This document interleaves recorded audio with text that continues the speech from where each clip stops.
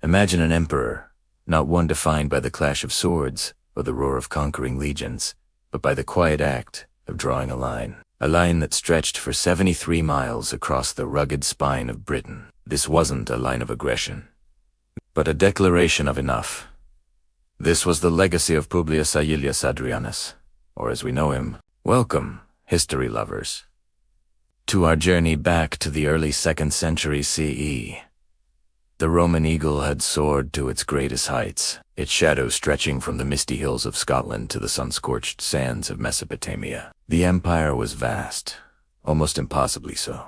Previous emperors, like the ambitious Trajan, had pushed its borders ever outward, fueled by an insatiable hunger for glory and expansion. But when Hadrian ascended to the throne in 117 CE, he looked at this sprawling, unwieldy giant and saw not a triumph, but a challenge. He saw an empire groaning under its own weight, its frontiers frayed and vulnerable. Hadrian's vision was radical for a Roman emperor. He chose not to conquer, but to consolidate, not to expand, but to secure. He understood that true strength wasn't found in endless acquisition, but in creating a stable, defensible, and prosperous state. He was a traveler, a builder, an administrator, an architect. He spent more than half of his 21-year reign journeying through the provinces, not to wage war, but to understand his people, to strengthen defenses, and to foster a sense of shared Roman identity. And this brings us back to that monumental line drawn in stone and turf, Hadrian's Wall. To the Romans, it was the asterisk, Valum Hadriani, asterisk. But what was it really for? It's easy to see a wall and think only of defense, of keeping barbarians out, and certainly, that was part of its function. It was a formidable military barrier, manned by thousands of auxiliary soldiers who kept a watchful eye over the northern tribes. But the wall was so much more than just a military fortification. Think of it as the ultimate symbol of Hadrian's philosophy. It was a physical manifestation of a limit. Hadrian was drawing a line on the map and saying, "Here, this is Rome. Everything within this boundary, we will protect, we will cultivate, we will rule. Everything beyond it is not our concern."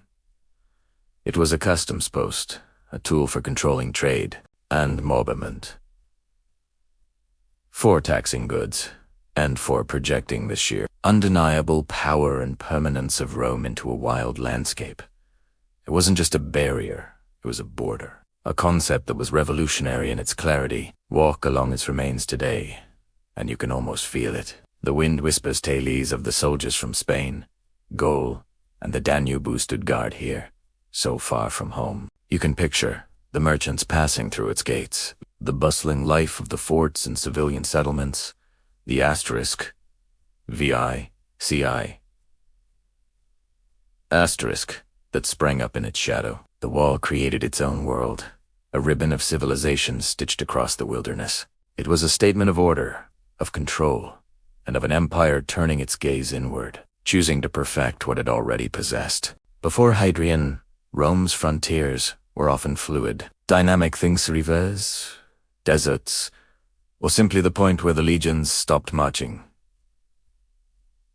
Hadrian gave the empire a solid edge. He did this not just in Britain, but across the vast expanse of the Roman world, from Germania to North Africa. He strengthened the asterisk, Lime's asterisk, the frontiers, building forts, palisades, and watchtowers. He was creating a container for Roman civilization. This policy was a profound shift. It was a move from an empire of conquest to an empire of administration. It was an acknowledgement that infinite growth was a dangerous illusion. Instead, Hadrian focused on building a sustainable, enduring pista, asterisk Pax Romana, asterisk, and his wall became its most iconic, most enduring symbol. It stood for centuries, a testament to an emperor who understood that the greatest power lies not in taking more, but in securing what you have. It represents a moment of introspection for one of history's greatest empires, a deep breath after a century of relentless expansion. This wall wasn't a sign of fear, it was a projection of confidence. It was the calm, deliberate act of an emperor who looked at the world and decided where Rome began and where it ended. It was a line of peace, a boundary of civilization, and a monument to an emperor who dared to say, "This far and no further."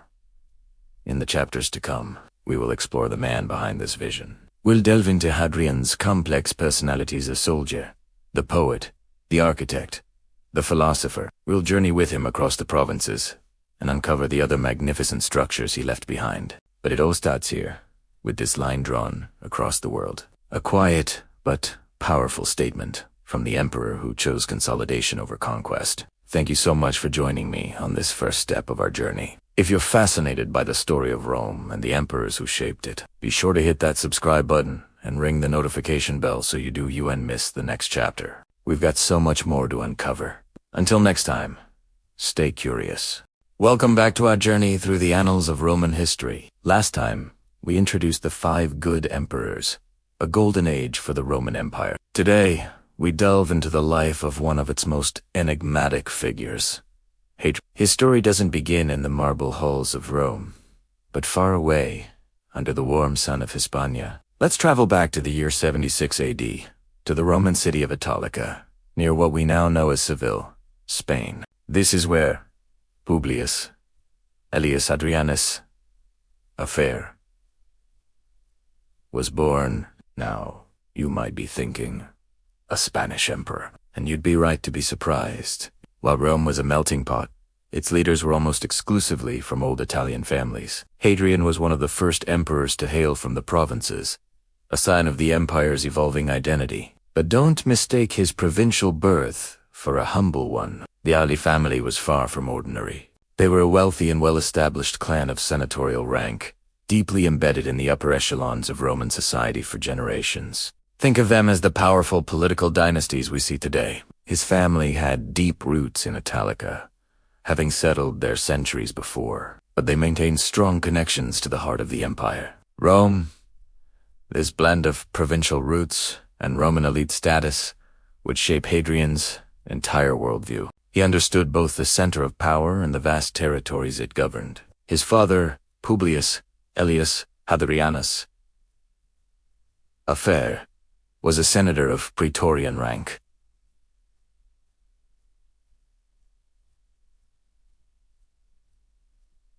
A significant position. His mother, Domitia Paulina, also came from a distinguished Spanish-Roman senatorial family. This wasn't just a life of privilege. It was a life where power, politics, and public service were the air they breathed. From his earliest days, Hadrian was groomed for a future in Roman administration and politics. The path was laid out for him, but a twist of fate would elevate his destiny beyond anyone's imagination. When Hadrian was just 10 years old, his father passed away. This could have been a devastating blow to his future prospects, but his family's powerful network kicked in. He became the ward of 2 of the most influential men in the empire. One was a respected senator, and the other was his father's cousin, a man named Marcus Ulpius Traianus, better known to us as the future Emperor Trajan. This wasn't just a simple adoption or guardianship. It was a golden ticket. Hadrian was now directly connected to the man who would soon become the most powerful person in the known world. He was brought into the inner circle of the imperial family, the Ulpius clan, another influential family from Spain. This relationship with Trajan, along with the influence of Trajan's brilliant and politically astute wife, Plotina, would be the single most important factor in Hadrian's rise to power. He was now, for all intents and purposes, an imperial heir in waiting. With this newfound status came the finest education money and influence could buy. Hadrian was sent to Rome to complete his studies, and it was here that a defining passion took root. While other Roman boys focused solely on military tactics and oratory, Hadrian fell head over heels in love with Greek culture. He devoured Greek literature, studied Greek philosophy, and admired Greek art and architecture with an intensity that was unusual for a Roman of his standing. This wasn't just a casual hobby. He became so immersed in Hellenistic culture that he earned a nickname among his peers, Grek, which translates to the Little Greek.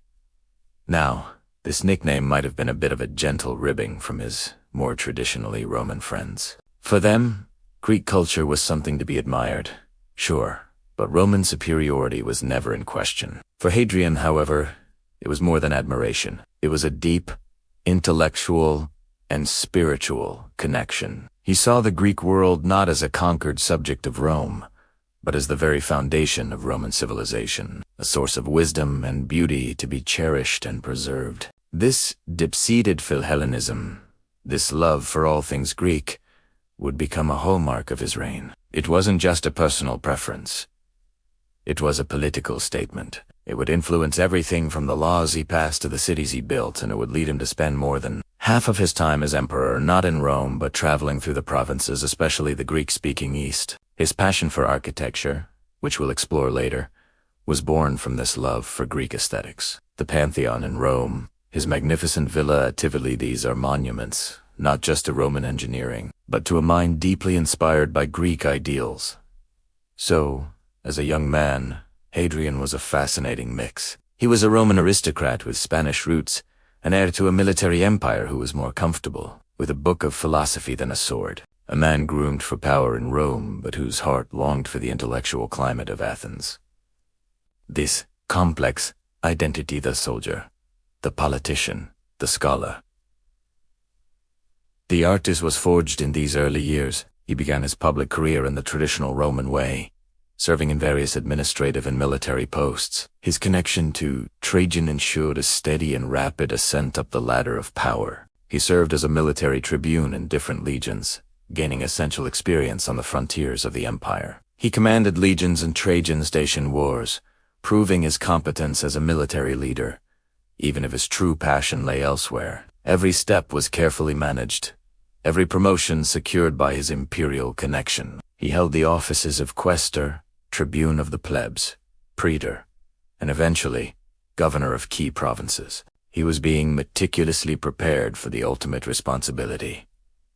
But the path to the throne was not entirely smooth. There were whispers and rivalries within the court. Was he truly the best man for the job? Or was he simply the favored relative? The question of succession hung in the air throughout Trajan's reign, and that is where we will pick up next time. The dramatic and controversial events surrounding Trajan's death and Hadrian's ascension to the throne. How did this little Greek from Spain secure the ultimate prize? The story involves intrigue, a powerful empress, and a deathbed declaration that has been debated by historians for centuries. Thank you for joining me on this deep dive into Hadrian's early life. It is a crucial chapter that sets the stage for one of Roma's most fascinating and transformative reigns. If you enjoyed this video, please give it a thumbs up and subscribe to the channel so you do want to miss the next part of our series. Hit that notification bell. And as always, I'd love to see your thoughts and questions in the comments below. Until next time, stay curious. Hello everyone, and welcome back to our journey through the life of the Roman Emperor Hadrian. In our last chapter, we explored his early life and the crucial patronage of his cousin, Emperor Trajan. Today, in Chapter 3, we delve into the fascinating duality of Hadrian's character.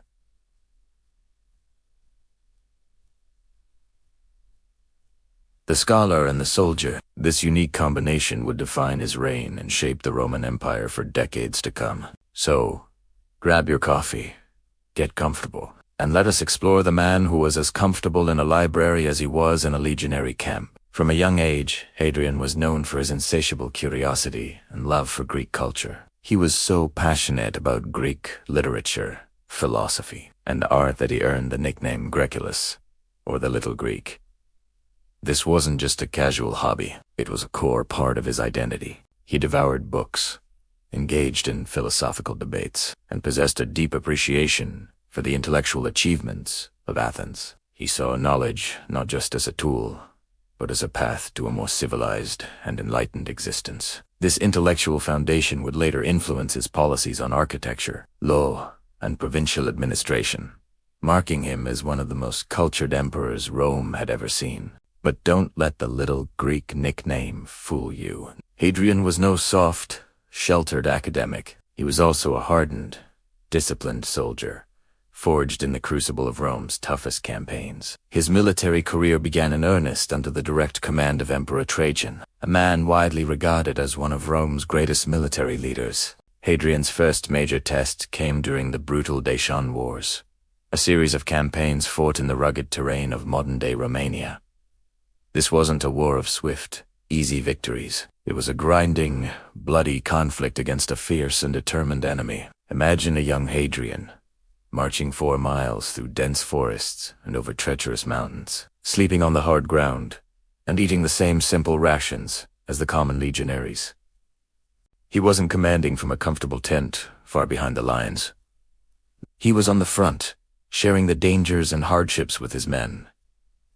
This experience was transformative. It taught him the realities of warfare, the importance of logistics, and the value of discipline. Most importantly, it earned him the respect of the soldiers. They saw that he wasn't just a well-connected aristocrat. He was one of them, a true comrade. This bond with the army would prove to be one of his most valuable assets throughout his entire life. During these demanding campaigns, Hadrian's reputation began to solidify. His fellow officers and, most importantly, Emperor Trajan took notice of his unique blend of talents. On the one hand, his sharp intellect made him a brilliant strategist. He could analyze complex situations, anticipate enemy movements, and devise effective plans with remarkable speed. He was efficient, meticulous, and obsessed with details, a quality that made him an outstanding military administrator. He ensured that supply lines were secure, that equipment was well maintained, and that the legions were always prepared for battle. On the other hand, his unwavering loyalty to Trajan was absolute. In the competitive and often treacherous world of Roman politics, loyalty was a rare and precious commodity. Hadrian proved time and again that the emperor could count on him without reservation. He carried out his duties with diligence and never engaged in the kind of political maneuvering that could undermine his commander. This combination of intellectual brilliance, practical efficiency, and steadfast loyalty made him an indispensable asset to the emperor. Trajan came to rely on Hadrian not just as a subordinate, but as a trusted advisor and a capable deputy. With his military reputation secure and the emperor's favor firmly established, Hadrian's political career in Rome began to accelerate. He started his journey up the Cursus Honorum, the traditional sequence of public offices for aspiring Roman politicians. His first major step was being elected quaestor. As a quaestor, he was responsible for managing public finances, a role that perfectly suited his meticulous and detail-oriented nature. This position gave him invaluable experience in the financial administration of the state, a skill that would be essential when he later became emperor. He wasn't just counting coins. He was learning how the economic engine of the vast Roman Empire actually worked. Following his success as quaestor, Hadrian advanced to the office of praetor. The role of a praetor was primarily judicial. They presided over law courts and were responsible for the administration of justice in Rome. Here, Hadrian's intellectual side truly shone. His deep understanding of law and his philosophical grounding in principles of fairness and equity made him a respected judge. He wasn't just applying the letter of the law. He was interested in its spirit. This period further honed his ability to think critically, to weigh complex arguments, and to make sound judgments, qualities that would define his imperial reforms. The pinnacle of a Roman political career, short of becoming emperor, was the consulship, and in the year 108 AD, Hadrian achieved this prestigious honor. Becoming a consul was a massive public statement. It meant you had reached the very top of the Roman political ladder. For Hadrian, it was the culmination of years of hard work, both on the battlefield and in the Senate House. It cemented his status as one of the most powerful and influential men in the empire. His name was now known from the shores of Britain to the deserts of Syria. He had successfully navigated the dangerous currents of Roman politics, proving himself to be a master of both the sword and the toga. So, as we pause here, let's reflect on the man Hadrian had become by this point. He was no longer just a promising little Greek or the young officer from Spain. He was a decorated war hero, a seasoned politician, and a respected intellectual. He had earned the respect of the army, the trust of the emperor, and the admiration of the Roman elite. He had successfully fused his two seemingly contradictory passions for scholarship and for soldiering into a single, formidable identity. This unique combination of brain and brawn, of philosophy and pragmatism, was the foundation upon which his future empire would be built. The scholar soldier was now ready for the final, unexpected step in his incredible journey. Thank you so much for joining me for this chapter, the story of Hadrian's rise is a testament to the power of hard work, loyalty, and a truly unique set of skills. What do you find more impressive? His military prowess or his intellectual pursuits? Let me know in the comments below. If you enjoyed this video and want to see how Hadrian finally ascends to the imperial throne, make sure to hit that like button and subscribe so you don't miss the next chapter. Your support means the world to me. Until next time, stay curious. Hello everyone, and welcome back to our deep dive into the lives of Rome's most fascinating emperor. Today, we're entering a period of great uncertainty and political intrigue. We've just witnessed the peak of Roman expansion under the legendary Emperor Trajan. But as his reign neared its end, a critical question hung heavy in the air.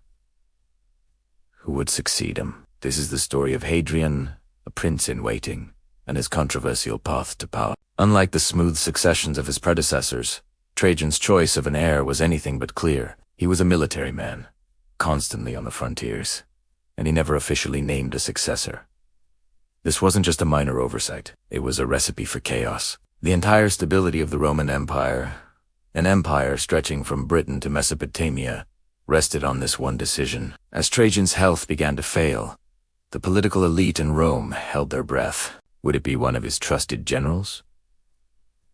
A powerful senator? The stakes were astronomically high, and a wrong move could plunge the empire into another bloody civil war. Enter Hadrian. Publius, alias Hadrianus, was Trajan's distant cousin and ward. He was a man of immense talent, a brilliant administrator, a cultured intellectual, and a capable military commander. He had served with distinction under Trajan and seemed like a natural candidate. But there was a problem.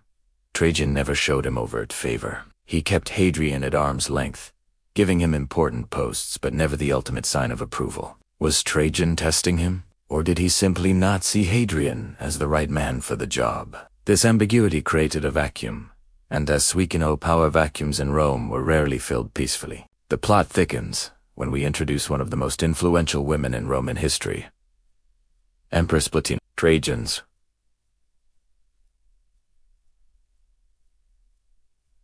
wife. Plotina was a sharp, politically savvy woman who held a deep affection for Hadrian. She saw in him the qualities of a great ruler and championed his cause within the imperial court. As Trajan lay on his deathbed in the summer of 117 CE, far from Rome in the city of Selinus, the succession crisis reached its peak. The official story is that just before he died, Trajan finally adopted Hadrian as his son and heir. But the circumstances surrounding this adoption are shrouded in mystery. The adoption papers were signed not by Trajan, but by Plotina. This has led historians for centuries to speculate.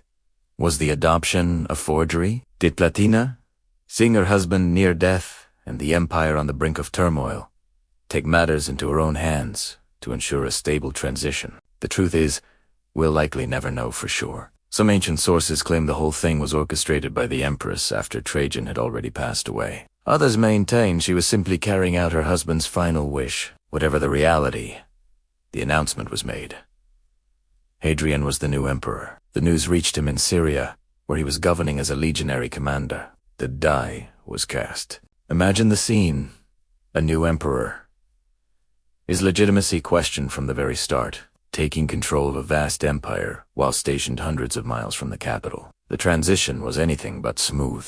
Back in Rome, the Senate was rife with suspicion. 4 of Trajan's most powerful former generals, men who likely saw themselves as potential successors, were suddenly accused of plotting against Hadrian. Whether the conspiracy was real or a fabrication to eliminate rivals is another historical debate, but the outcome was swift and brutal. All 4 were executed without a public trial, on the orders of the Senate, though many believed Hadrian's allies were pulling the strings. This bloody affair, known as the Affair of the 4 Consulars, stained at the beginning of Hadrian's reign and created a lasting rift with the Roman aristocracy.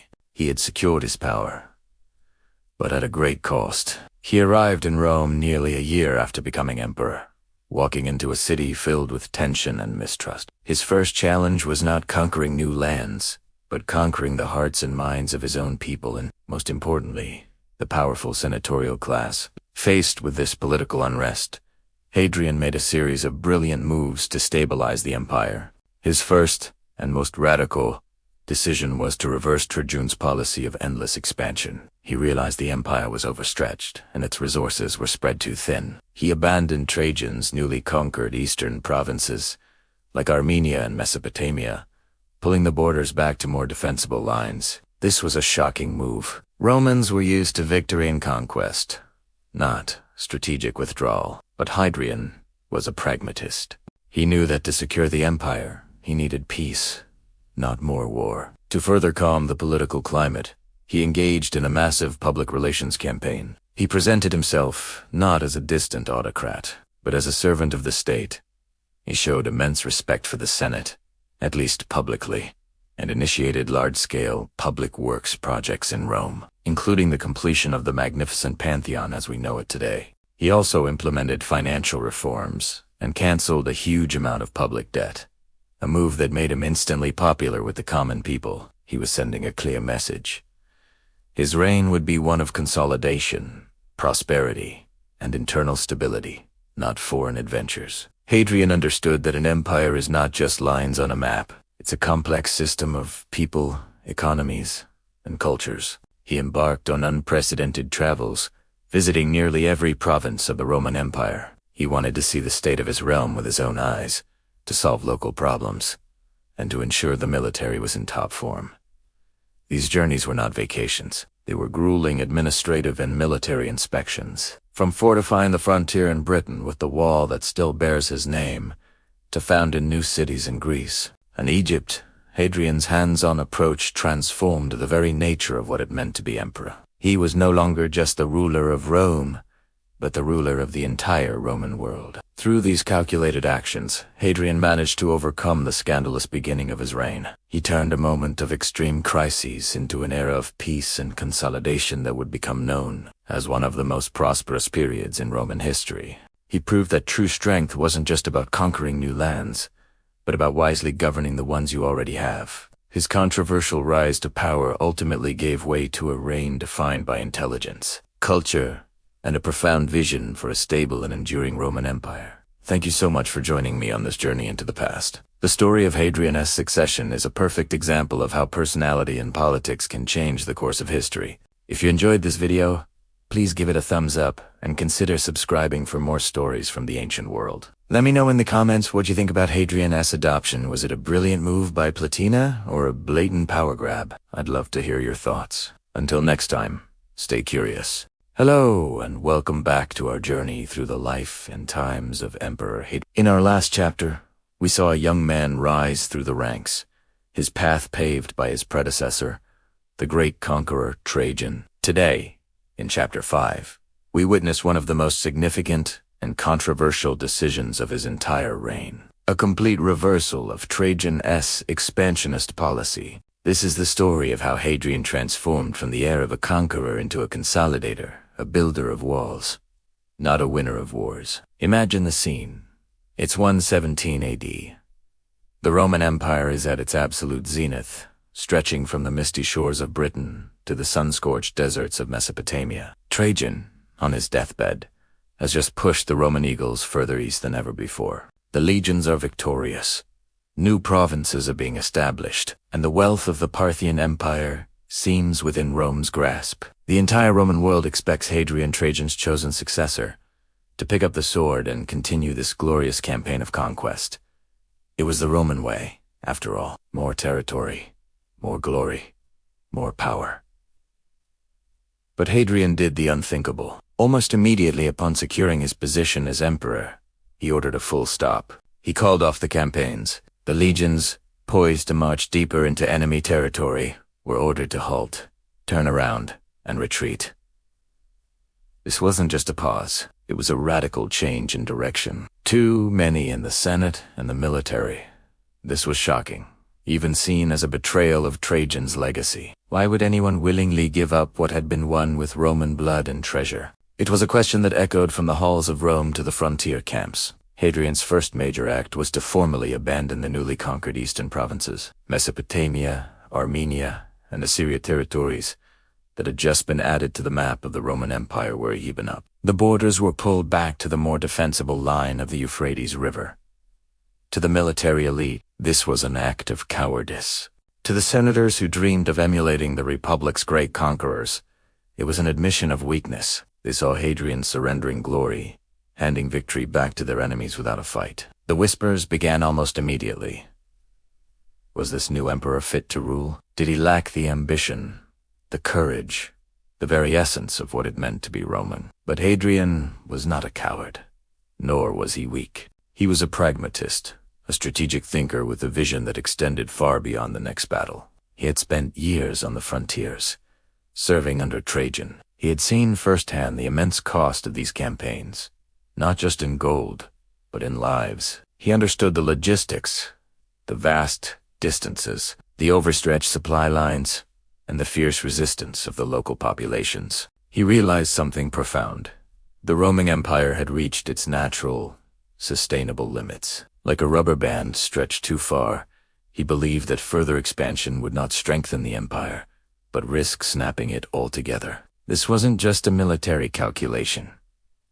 It was a philosophical shift. Where Trajan saw endless horizons to conquer, Hadrian saw a vast, complex territory that needed to be managed, secured, and cultivated. He believed that the true strength of Rome lay not in its ability to conquer new lands, but in its ability to govern the lands it already held. The future, in his eyes, was not about expansion, but about consolidation. It was about creating a stable, prosperous, and, most importantly, defensible empire. His goal was to ensure the long-term survival and peace of the Roman world, the Pax Romana, for generations to come. This new philosophy can be summed up in a simple but powerful idea: walls instead of wars. Hadrian's reign would become famous not for the territories he conquered, but for the barriers he built. He understood that a clearly defined, well-defended border was more valuable than a constantly shifting, war-torn frontier.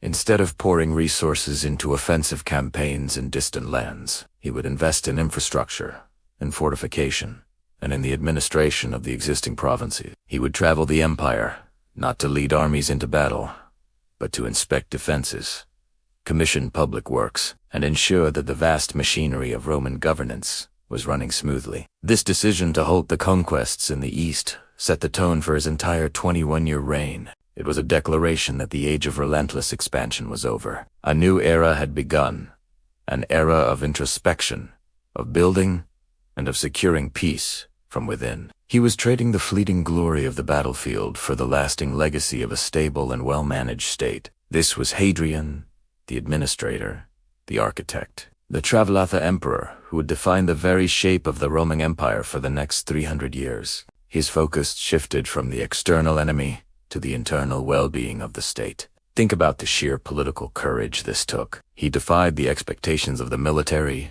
the Senate, and the public, all of whom were conditioned by centuries of expansionist tradition. He risked his reputation and even his life on the conviction that he was right. He was essentially telling the most powerful empire the world had ever known, enough. This wasn't about giving up.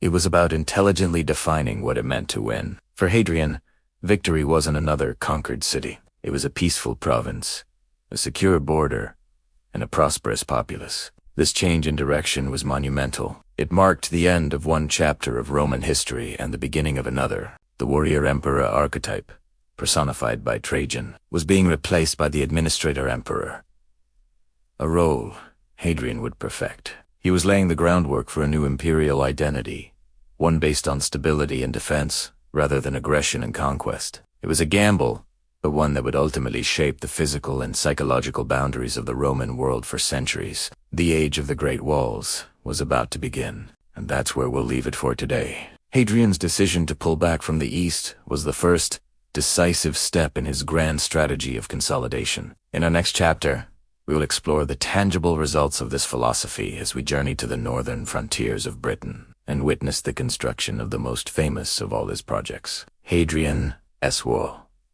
Thank you so much for joining me on this historical exploration. If you enjoyed this video and want to learn more about the fascinating life of Emperor Hadrian, please make sure to hit that like button, subscribe to the channel, and ring the notification bell so you don't miss the next chapter. Your support means the world and allows me to keep creating this content. See you next time.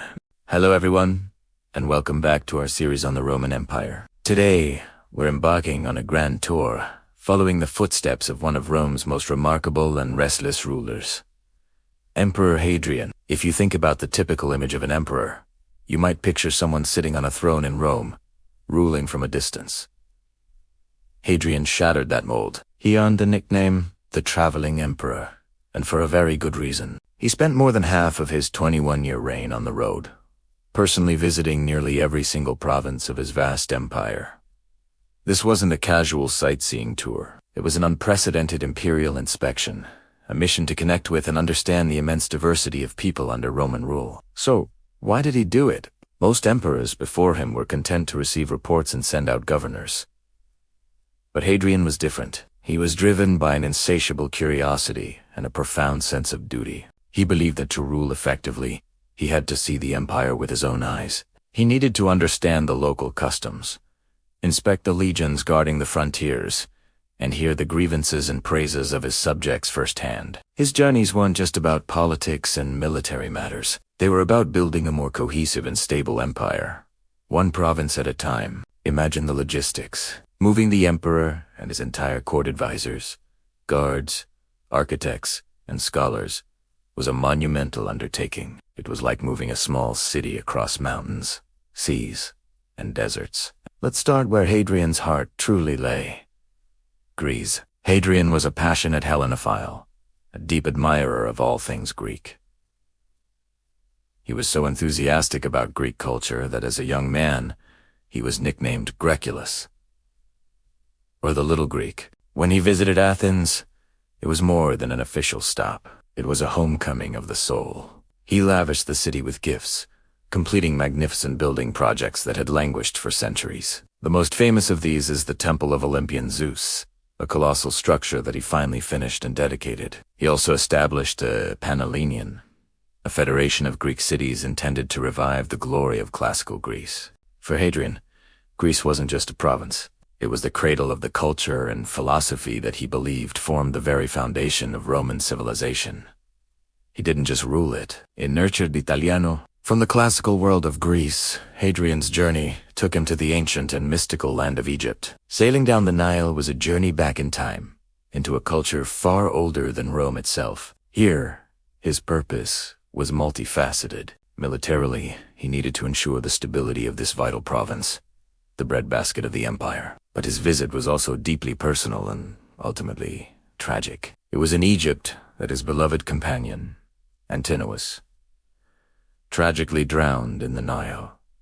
Devastated by the loss, Hadrian deified Antinous, an extraordinary honor. He founded the city of Antinopolis near the site of the drowning, and the cult of Antinous spread throughout the empire, a testament to Hadrian's profound grief and love. This personal tragedy, set against the backdrop of the pyramids and ancient temples, adds a deeply human and poignant layer to his imperial tour. Next, his travels took him across the vibrant and wealthy provinces of Asia Minor, modern-day Turkey. This region was a bustling hub of trade, culture, and intellectual life. Cities like Ephesus and Pergamum were jewels of the Roman East, and Hadrian's arrival was met with great fanfare. Here, his focus was on urban development and infrastructure. He funded the construction of aqueducts, temples, and public buildings, leaving his mark on the landscape of these prosperous cities. By investing in their infrastructure, he wasn't just beautifying them. He was stimulating their economies and reinforcing their loyalty to Rome. He engaged with local philosophers and orators, reaffirming the region's status as an intellectual powerhouse. His presence demonstrated that Rome was not just a distant power demanding taxes, but a partner in their prosperity and cultural flourishing. From the sun-drenched east, Hadrian's journey took him to the rugged frontiers of the west, two provinces like Gaul and Britannia.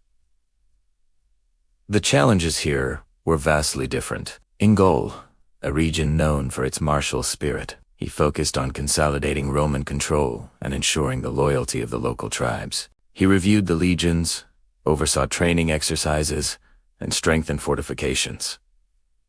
His approach was always hands-on. He would march with his soldiers, eat the same simple rations, and sleep in the same type of tents. This earned him the immense respect and loyalty of the army, which was the ultimate guarantor of Roman power. He wasn't a distant commander in a palace. He was one of them. A soldier emperor who understood their sacrifices because he shared in them. And then, of course, there was his famous visit to Britannia, the northernmost edge of the known world. It was here that he commissioned his most famous legacy, Hadrian's Wall. This wasn't just a wall to keep out the barbarians from the north. It was a powerful statement. It defined the limits of the Roman world, a clear and permanent demarcation of civilization as he saw it. The wall was a sophisticated defensive system with forts, mile castles, and a customs barrier, symbolizing a major shift in imperial policy. Under Hadrian, the age of relentless expansion was over.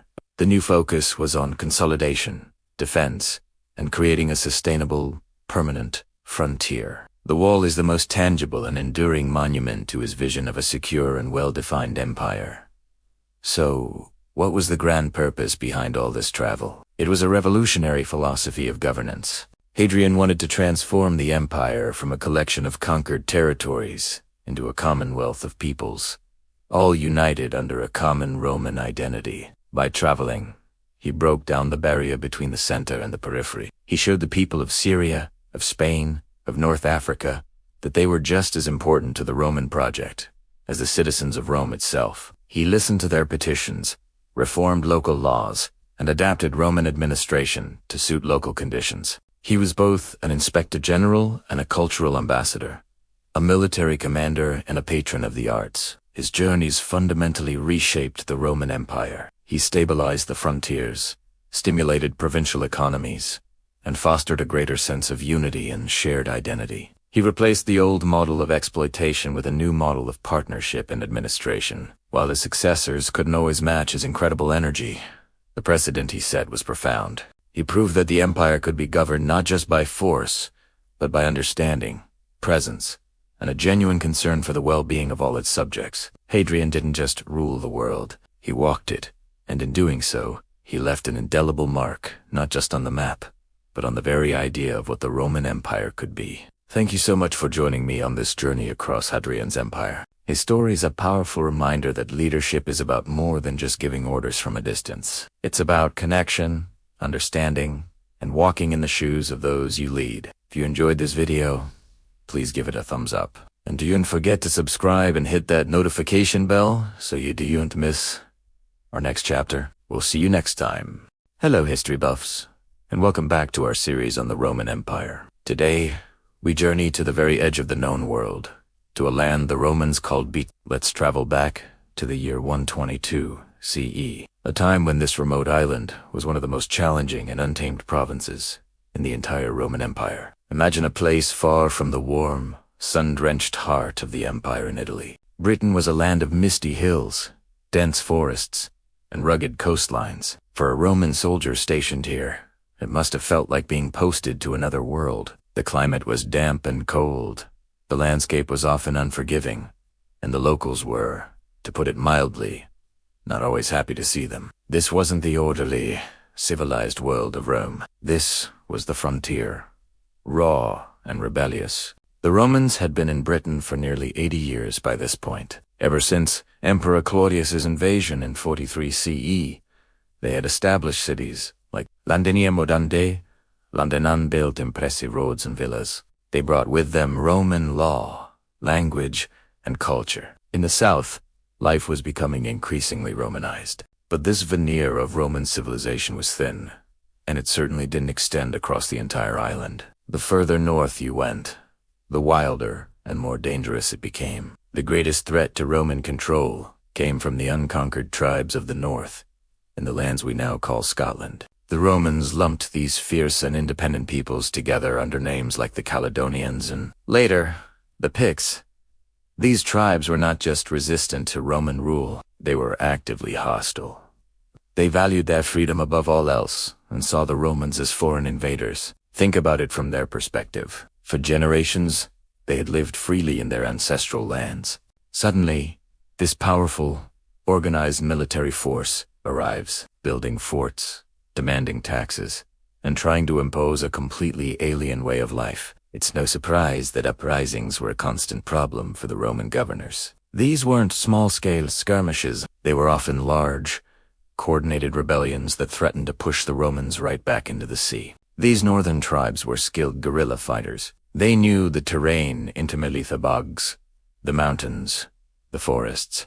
They could appear as if from nowhere, launch a devastating raid on a Roman patrol or a poorly defended fort, and then vanish back into the mist. They were a persistent, bleeding wound on the side of the Roman province, a constant drain on military resources and manpower. The Romans, with their heavy armor and disciplined legions, were masters of open-field battles, but this kind of hit-and-run warfare was a completely different and frustrating challenge. So, defending Britannia was a monumental task. This wasn't just another province to be managed. It was a permanent war zone. The Roman army had to maintain a massive presence here, with thousands of legionaries and auxiliary troops stationed along a shifting and unstable border. This was the most distant frontier of the entire Roman Empire, stretching thousands of miles from Rome.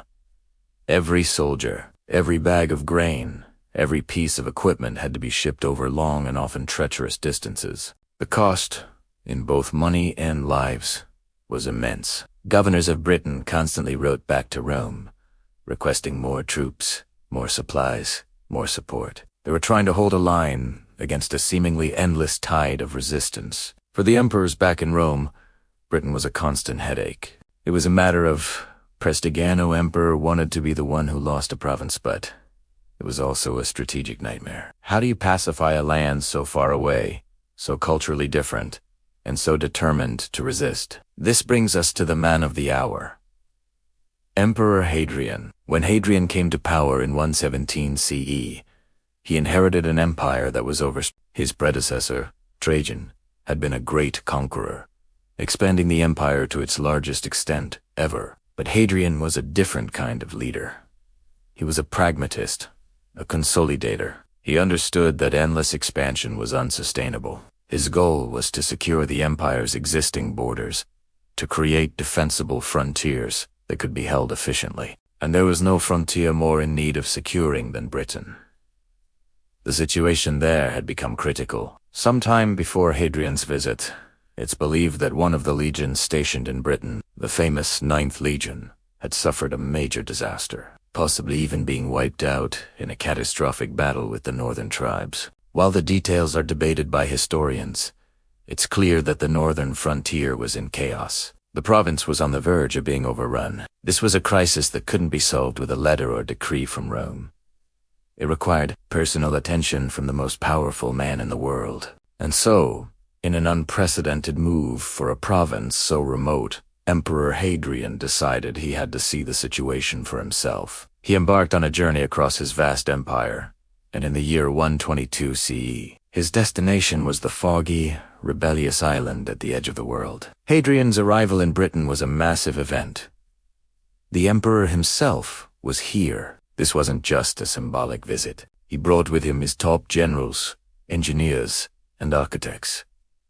He was here to solve the problem of Britain once and for all. He reviewed the troops, assessed the defenses, and listened to the reports from his beleaguered commanders. And after taking stock of this wild and defiant land, he made a decision that would change the face of Britain forever and leave a mark on the landscape that you can still see today. He decided to build a wall, and that's where we'll pick up next time, with the story of one of the most ambitious engineering projects of the ancient world, Hadrian's Wall. Thanks so much for watching. If you enjoyed this journey to Roman Britain, please give this video a thumbs up and subscribe to the channel so you don't miss the next chapter. Say you 10.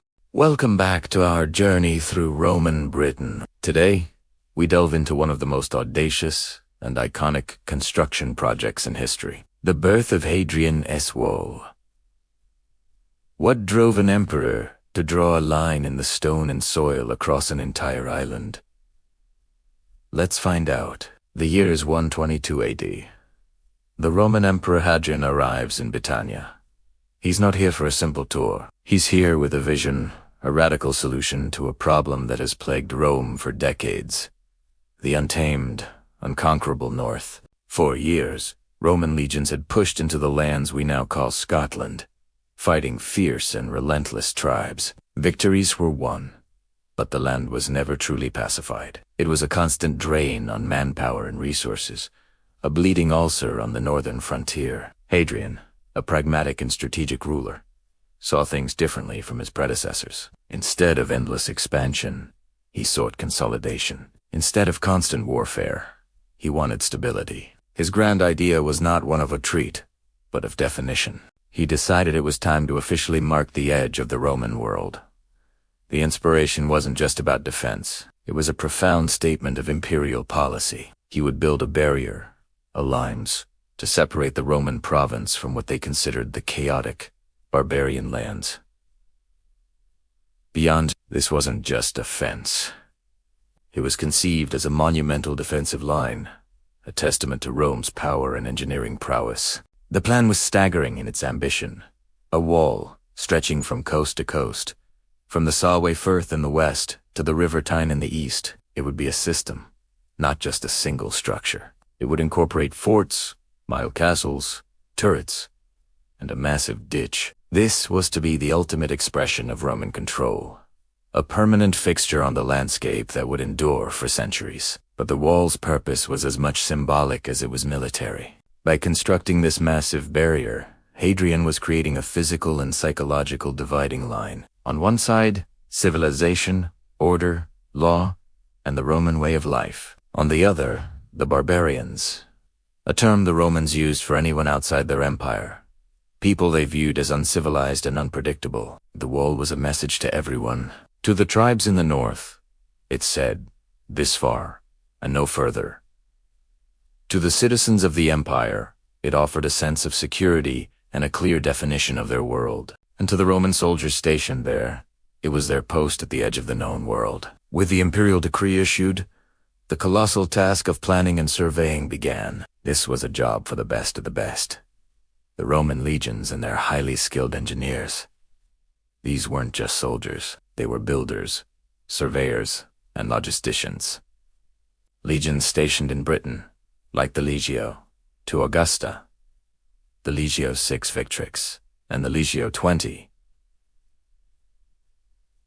Valeria Victrix, were mobilized. Their engineers, armed with tools like the groma for laying out right angles and the corbets for ensuring level ground, fanned out across the rugged terrain of northern England. They meticulously plotted the course of the wall, choosing the most strategic line the landscape offered. They followed the high ground of the windsill, a dramatic ridge of hard, volcanic rock that provided natural defensive advantages and commanding views over the surrounding countryside. Every mile had to be measured, every fort location selected for its strategic value, and every source of stone, turf, and timber identified.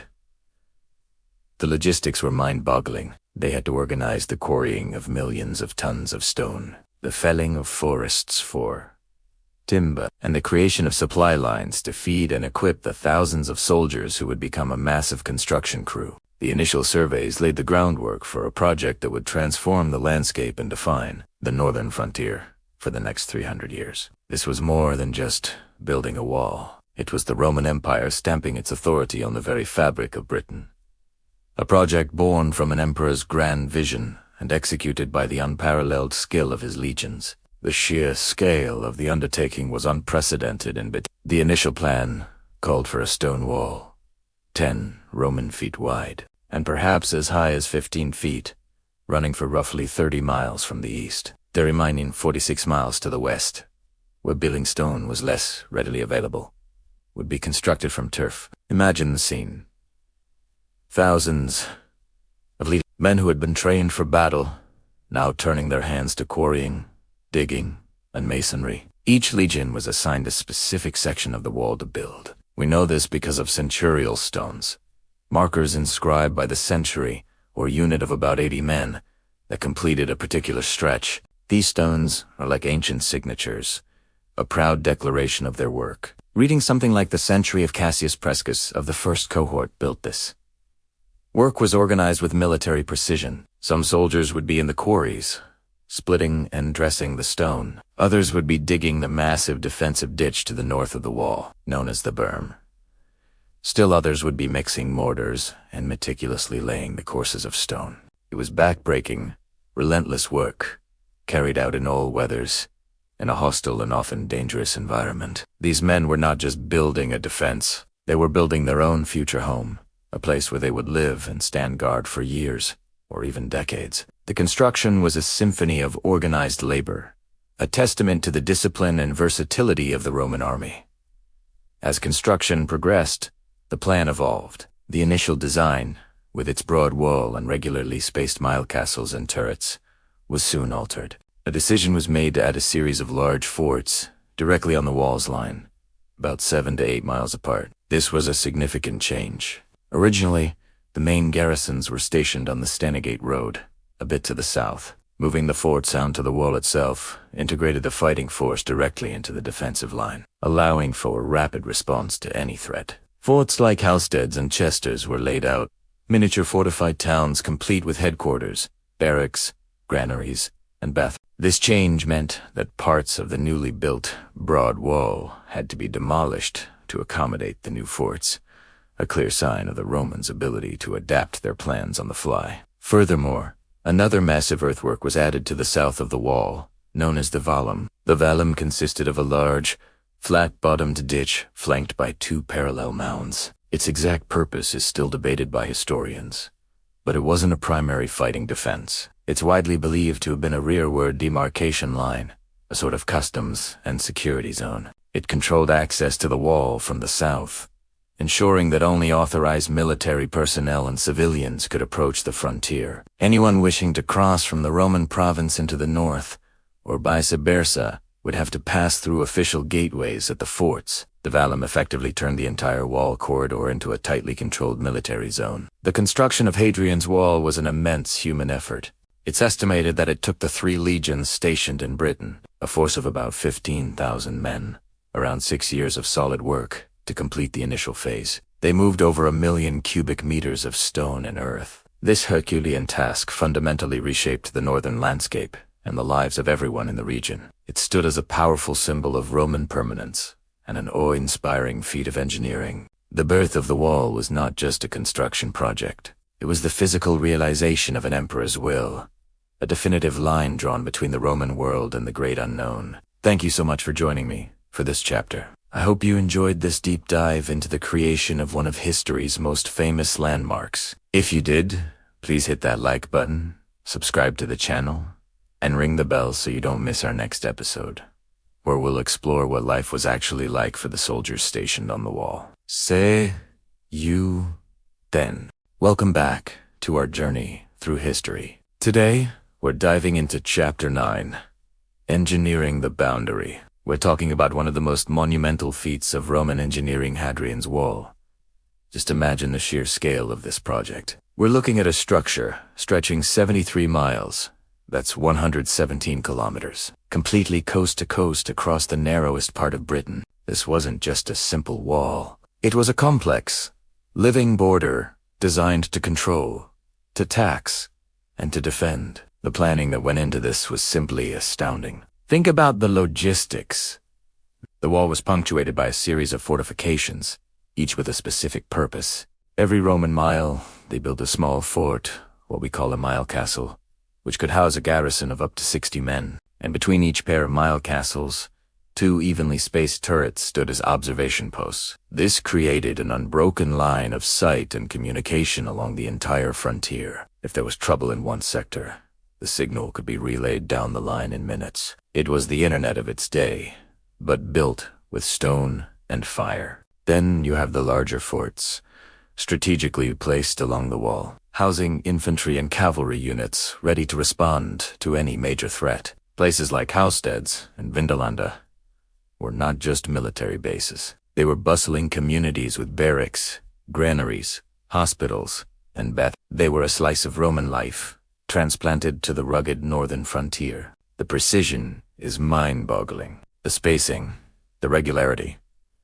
It all speaks to a highly organized and disciplined military mind. Let's talk about the materials, because the Romans were nothing if not pragmatic. The eastern section of the wall, stretching for about 45 miles, was built from stone. Quarries were established nearby, and massive blocks were cut, shaped, and transported to the construction site. You can still see the marks of Roman tools on these stones today, a direct connection to the hands that built this incredible structure over 1,900 years ago. The eastern side had better access to good quality limestone and sandstone, making it the logical choice. But as the wall progressed westward, the geology changed. The terrain became more boggy and stone was less readily available. So, what did the Romans do? They adapted. For the westernmost 30 miles, the wall was initially constructed from turf. Imagine massive, neatly cut blocks of earth and grass, laid in courses just like stonework, creating a formidable barrier. It was a brilliant solution using the materials at hand. Eventually, much of this turf section was rebuilt in stone, but the original turf wall was a testament to Roman resourcefulness and their ability to engineer solutions for any environment. So who were the master builders behind this colossal project? It wasn't just one group.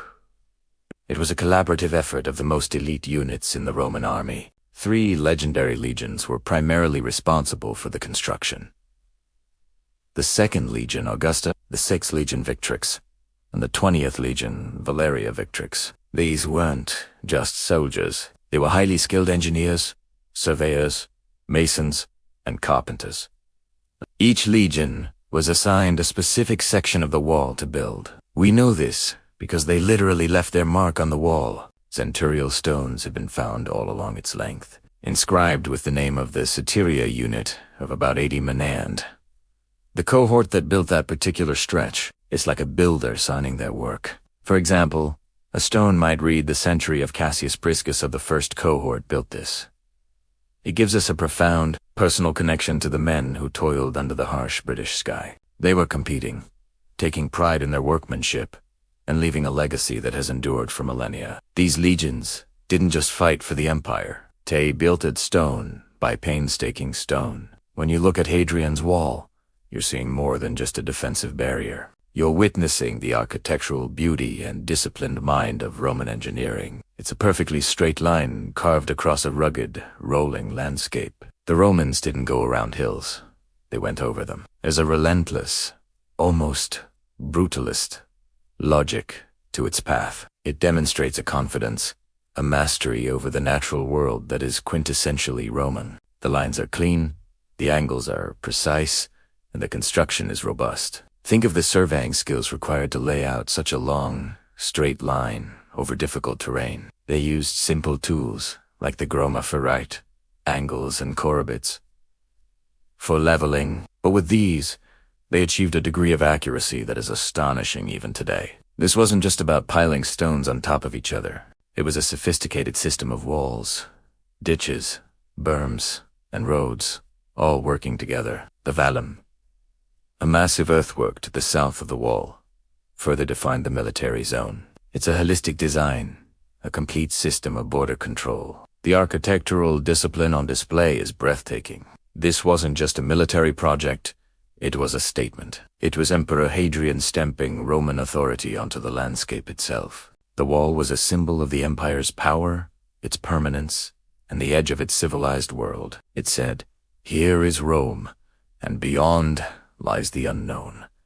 The sheer audacity of it is what captivates us. To conceive of and then execute such a monumental project shows the immense resources and organizational genius of the Roman Empire. As you walk along the remnants of the wall today, you can't help but feel a sense of awe. You're walking in the footsteps of legionaries who patrolled this very ground. You can almost hear the tramp of their sandals, the clink of their armor, and the Latin commands echoing in the wind. It's a powerful connection to our shared past. The engineering of Hadrian's wall isn't just about stone and turf. It's about the ambition, the discipline, and the enduring spirit of the people who built it. It is, without a doubt, one of the greatest engineering achievements of the ancient world. Thank you so much for joining me on this deep dive into the engineering of Hadrian's Wall. It's a topic that truly fascinates me, and I hope you enjoyed it too. If you found this interesting, please give this video a thumbs up. And do you forget to subscribe and hit that notification bell so you don't miss our next chapter. We have so much more history to explore together. See you next time. Welcome back to our journey through Roman Britain. Today, we're venturing to the very edge of the empire, to a place of stone, wind, and enduring spirit, Hadrian's Wall. This wasn't just a defensive line. It was a vibrant, multicultural frontier. A world unto itself. So, grab your cloaks and brave the northern mist as we uncover what life was really like along this iconic monument. Imagine being a Roman soldier stationed here, nearly 2,000 years ago. You might be from Gaul, Spain, or even as far away as Syria. Your day begins before dawn, a horn blast cutting through the cold mist. You don your girda, segmented armor, the heavy shield, the helmet, and begin your duties. It's a life of discipline and routine. The primary task, guarding the frontier. You'd patrol the wall itself, a stone ribbon stretching 73 miles from sea to sea. You'd stand sentry in a mile castle or a turret, your eyes scanning the rugged landscape for any sign of trouble from the unconquered tribes to the north. But being a soldier wasn't just about fighting. Much of your time was spent on maintenance and drills. You'd be repairing sections of the wall, cleaning your equipment, and practicing combat formations in the fort's parade ground. The training was relentless, designed to keep you sharp and ready for anything. The fort was your whole world. Highly organized military base with barracks, a headquarters, a granary, and bathhouses.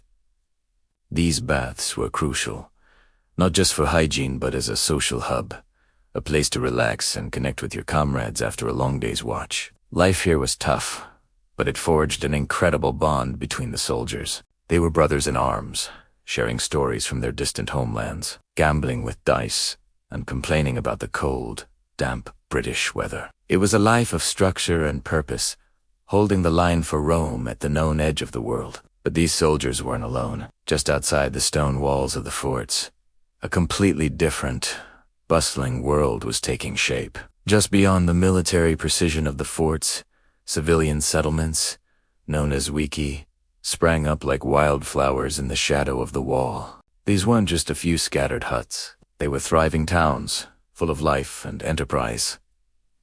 Who lived here? A fascinating mix of people. There were the soldiers, families, wives, and children who had followed their loved ones to the frontier. There were veterans who, after serving there 25 years, chose to stay in the land they had guarded for so long. And then there were the merchants and artisans, the lifeblood of the vicus. Imagine wandering through the muddy streets. You'd see blacksmiths forging tools and weapons, their hammers ringing out. You'd pass potters shaping clay into bowls and jugs, and leather workers crafting shoes and belts. Taverns, or tabernae, were everywhere, filled with the sounds of chatter and laughter as soldiers off duty mingled with locals, sharing a drink and a game. These settlements were a vital economic engine, supplying the forts with everything from food and pottery to entertainment and companionship. Archaeological finds from sites like Vindolanda give us a stunningly personal glimpse into this world. We've discovered thousands of wooden writing tablets, which are like the postcards and text messages of the Roman era. They reveal orders for supplies, letters, home filled with longing, and even a birthday party invitation from one Roman lady to another. These discoveries transform the people of the wall from distant historical figures into real individuals with hopes, worries, and daily lives just like our own. The wiki were the heart of the frontier, where military life and civilian life met and merged. This constant interaction between the Roman military and the local Britons created a unique cultural melting pot. It wasn't a simple case of Roman conquest and native submission. Instead, a fascinating process of exchange and adaptation took place. The Romans brought their language, Latin, their laws, their currency, and their engineering prowess. You could buy Samian ware pottery from Gaul or wine from the Mediterranean in a shop right here on the northern frontier. But the influence wasn't a one-way street. The local Britons, often referred to as the Brigantes, also left their mark on the newcomers. Local gods and goddesses began to be worshipped alongside the Roman pantheon. At the fort of Karabag, for instance, we find a temple dedicated to Mithras, a Persian god popular with soldiers. But nearby, you'll also find altars dedicated to local deities like Coventina, a British goddess of wells and springs. Roman soldiers would sometimes take local wives, and their children would grow up in a world that was a blend of both cultures speak Latin, but perhaps also knowing the local Celtic tongue. This cultural fusion is visible in the artifacts they left behind. We find Roman-style brooches decorated with Celtic patterns, and pottery that blends Roman forms with local decorative styles. This wasn't just a military border. It was a cultural contact zone. People were borrowing ideas, traditions, and beliefs from one another, creating a new hybrid Romano-British identity that was unique to this northern frontier. It's a powerful reminder that history is rarely about one culture simply replacing another. More often, it's a complex and creative dance of interaction and exchange. Now, let's take a moment to step away from the forts and the settlements and just feel the landscape of the wall itself. To truly understand life here, we have to appreciate the environment. This is a place of dramatic, stark beauty and profound isolation. Picture yourself standing on the wall as the wind whips across the rolling hills, carrying the scent of damp earth and heather. The sky is vast and often gray, with mist rolling in from the valleys, swallowing the landscape and muffling all sound. For a soldier from a sunny Mediterranean land, this environment must have been a shock.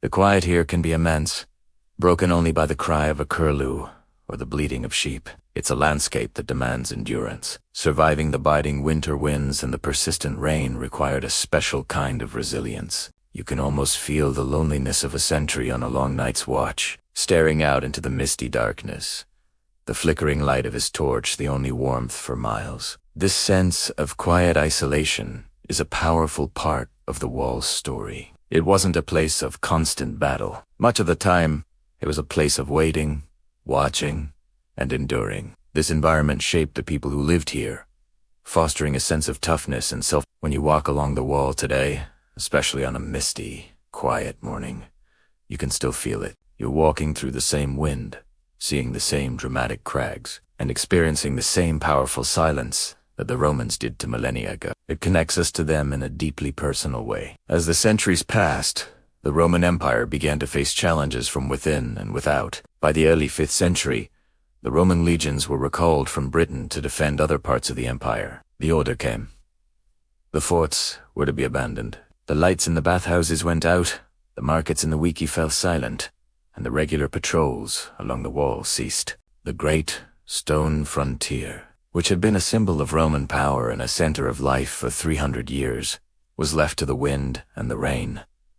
But the story doesn't end there. The wall's legacy is written into the very landscape of northern England. Local people repurposed its stones to build their farms, churches, and villages. The military road built by the Romans continued to be a vital route for centuries. The wall itself, though crumbling, remained a powerful landmark, its ruins sparking stories and legends. It never truly disappeared. It was absorbed into the land and the lives of the people who came after. Today, Hadrian's Wall stands as a UNESCO World Heritage Site, a testament to an incredible chapter in human history. It's a story of empire and resistance, of soldiers and civilians, of cultural exchange and incredible endurance. It reminds us that even the mightiest empires fade, but the marks they leave behind can endure for millennia, telling stories not just of power, but of the ordinary people who live their lives in the shadow of greatness.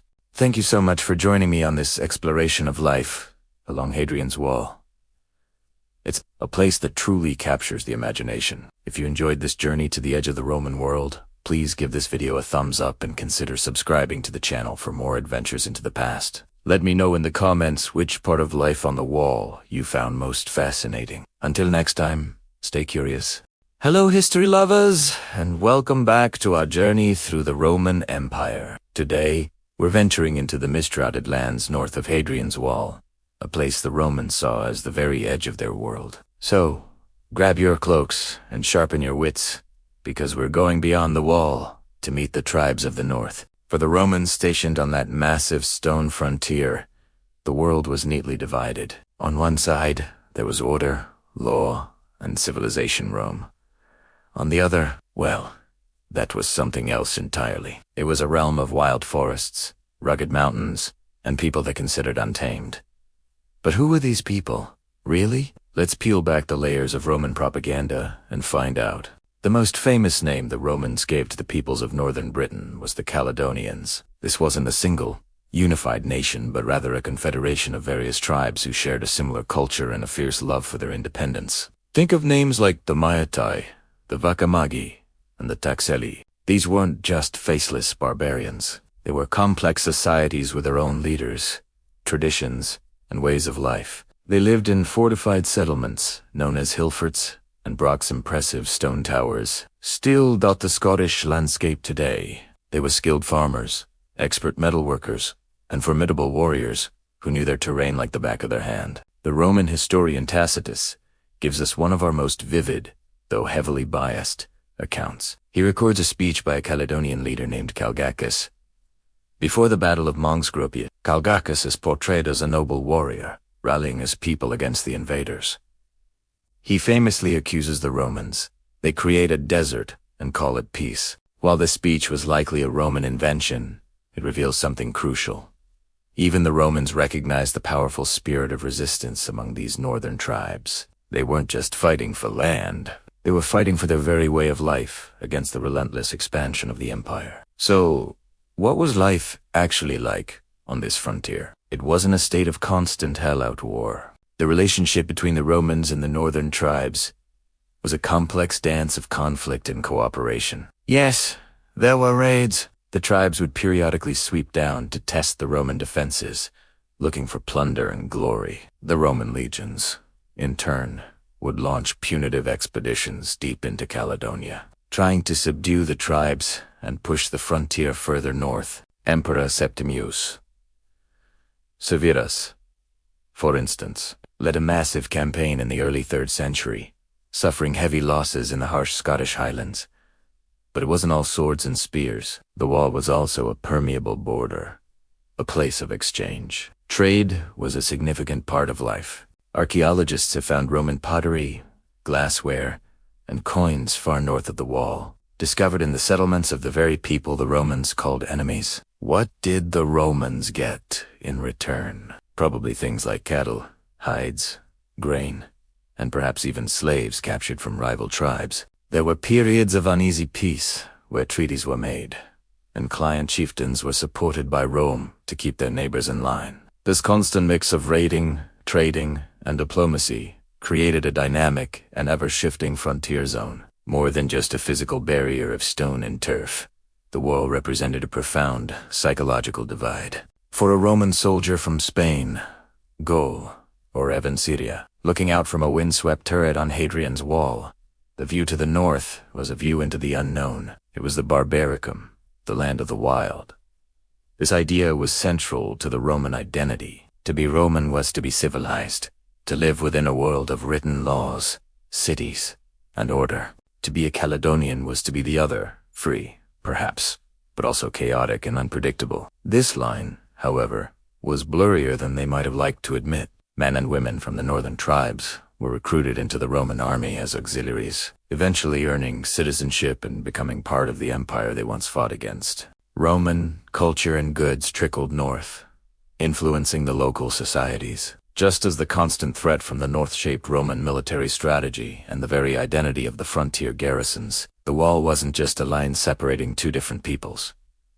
It was a meeting point, a place of friction and fusion that created a unique culture all its own. The story of the wall is not just a story of us versus them, but a story of how two worlds collided, competed, and ultimately coexisted. As the Roman Empire began to decline in the 4th and 5th centuries, the pressure on the wall grew. The garrisons were withdrawn, and the line that had defined the Roman world in Britain for 300 years finally dissolved. The tribes of the north, who had never been conquered, remained. They would go on to form the nucleus of what would one day become the Kingdom of Scotland. The legacy of their defiance, their resilience, and their complex relationship with the greatest empire of the ancient world is etched into the very landscape they fought so hard to protect. The wall stands today not just as a monument to Roman engineering, but as a silent testament to the people who lived beyond it, forever reminding us that history is always more complicated and fascinating than a simple line on a map. Thank you so much for joining me on this journey beyond the wall. I hope it gave you a new perspective on this incredible chapter of history.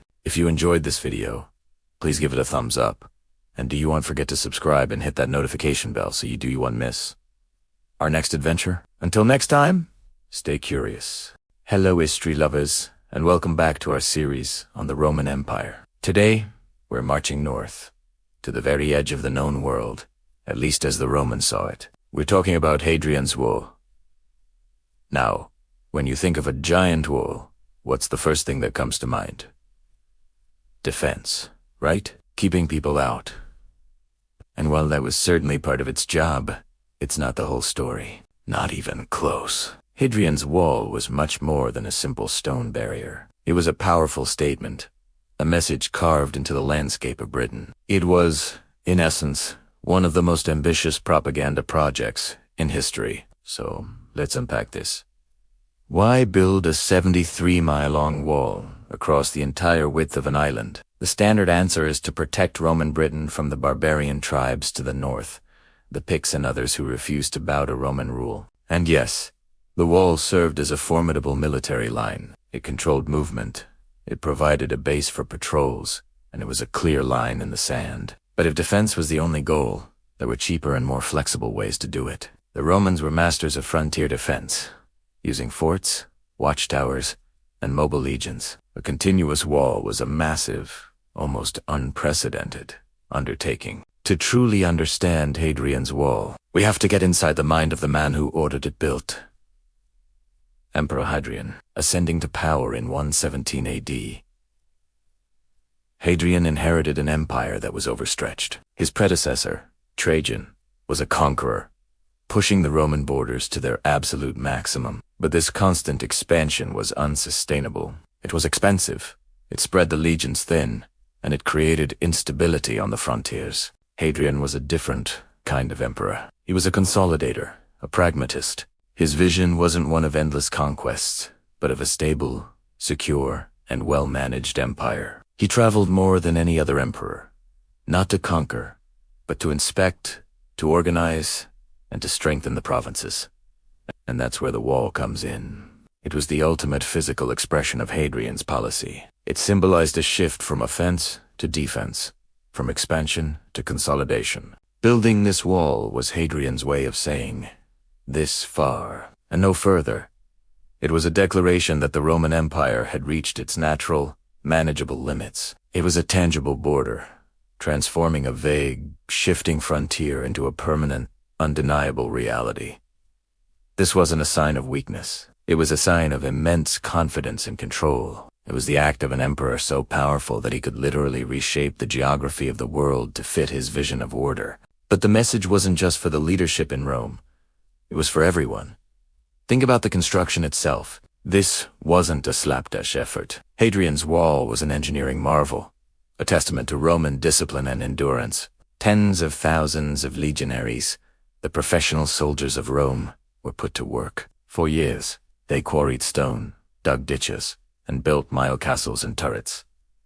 With geometric precision, this massive construction project, in the middle of a remote and often hostile territory, was a demonstration in itself. It kept the legions busy, disciplined, and fit, preventing the idleness that could lead to mutiny. It showcased the organizational genius of the Roman army. Every perfectly cut stone, every straight line of the wall, screamed Roman efficiency and power. It was a monument, not to a single battle, but to the enduring strength and discipline of the Roman military machine. Now, let's consider the audience for this message. There were two main groups, the people inside the empire and the people outside. For the Roman citizens of Britain and the wider empire, the wall was a source of security and pride. It represented the Pax Romana, the Roman peace. It said, "You are safe. The chaos of the outside world stops here. Your emperor has provided a shield, and beneath its civilization, law, and order can flourish." It was a constant, visible reminder of the power and permanence of Rome, a symbol that the empire was there to stay, protecting and nurturing its subjects. It reinforced their identity as Romans, as part of this grand, orderly system. But perhaps the most important audience was on the other side of the wall. The unconquered tribes of Caledonia, what is now Scotland. Imagine being a local tribesman, living in a roundhouse, your society based on clans and seasonal raids. And then, over the course of a few years, you watch this seemingly endless line of stone and turf rise from the earth. You see thousands of uniformed soldiers working in perfect coordination. You see forts larger than any settlement you've ever known, equipped with bathhouses, granaries, and workshops. The wall wasn't just a physical barrier. It was a psychological one. It was designed to awe and intimidate. It communicated, without a single word, the sheer scale, resources, and unshakable will of the Roman Empire. It said, "We are Rome. We can build this. We can man it forever. Look at our organization, our technology, our manpower. You cannot defeat us. Your world of tribal warfare ends here. Our world of imperial order begins."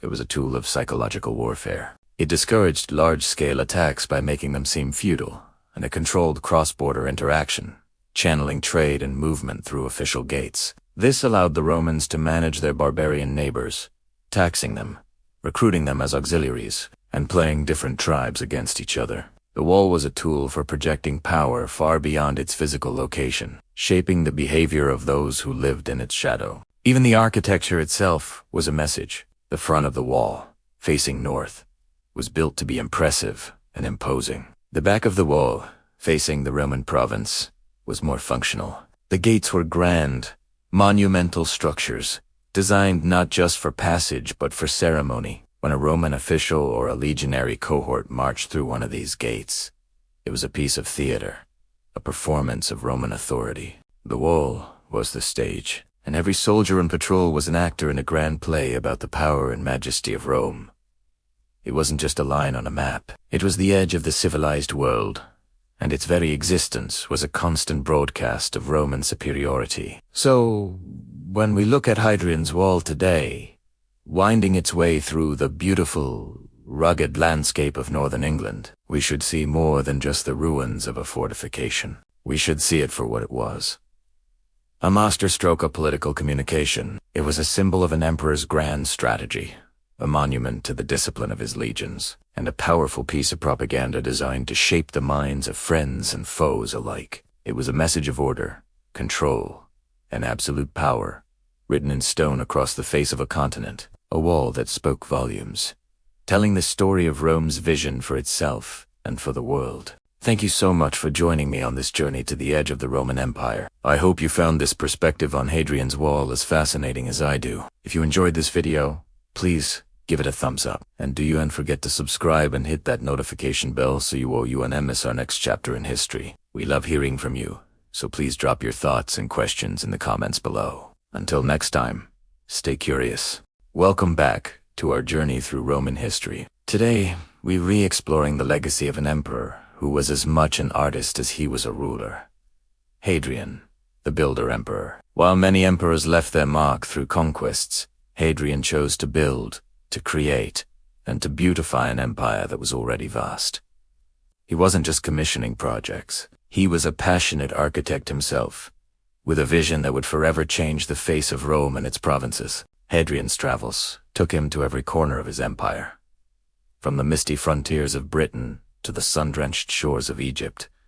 And everywhere he went, he didn't just observe. He absorbed the local styles, the techniques, and the aesthetics. He was particularly captivated by the elegance and proportion of Greek architecture. This deep appreciation wasn't just a passing fancy. It became the cornerstone of his imperial building program, a grand vision to fuse the might of Rome with the beauty of Greece. Imagine the emperor himself, poring over blueprints, debating with engineers, and sketching designs. This wasn't a man delegating from a distant throne. He was hands-on, his mind buzzing with ideas for arches, domes, and colonnades. His reign marks a golden age of Roman architecture, not just because of the scale of the projects, but because of the personal, artistic genius that drove them. This was the mind of an artist in the body of the most powerful man in the world. Let's start in the heart of Rome, with one of the most iconic structures ever built, the Pantheon. While a temple had existed on the site before, it was Hadrian who completely rebuilt it into the masterpiece we see today. Step inside, and your gaze is immediately drawn upwards to the magnificent coffered dome, with its oculus, a single opening to the sky. This wasn't just an engineering marvel, it was a cosmic statement. The dome represented the heavens, the oculus, the sun. It was a perfect sphere, a symbol of harmony and divine order. The engineering behind it is simply breathtaking. To this day, it remains the world's largest unreinforced concrete dome. The Romans were masters of concrete, and under Hadrian, they perfected it. They used heavier aggregates at the base and lighter materials, like pumice, as they built higher, reducing the weight and stress. The Pantheon is the ultimate fusion of Roman engineering prowess and Greek aesthetic ideals of balance and perfect geometry. It's a temple not just to the gods, but to human ingenuity itself. Now, let's journey just outside Rome to the town of Tivoli, to a place that was Hadrian's personal sanctuary and creative laboratory. The Villa, or Hadrian's Villa.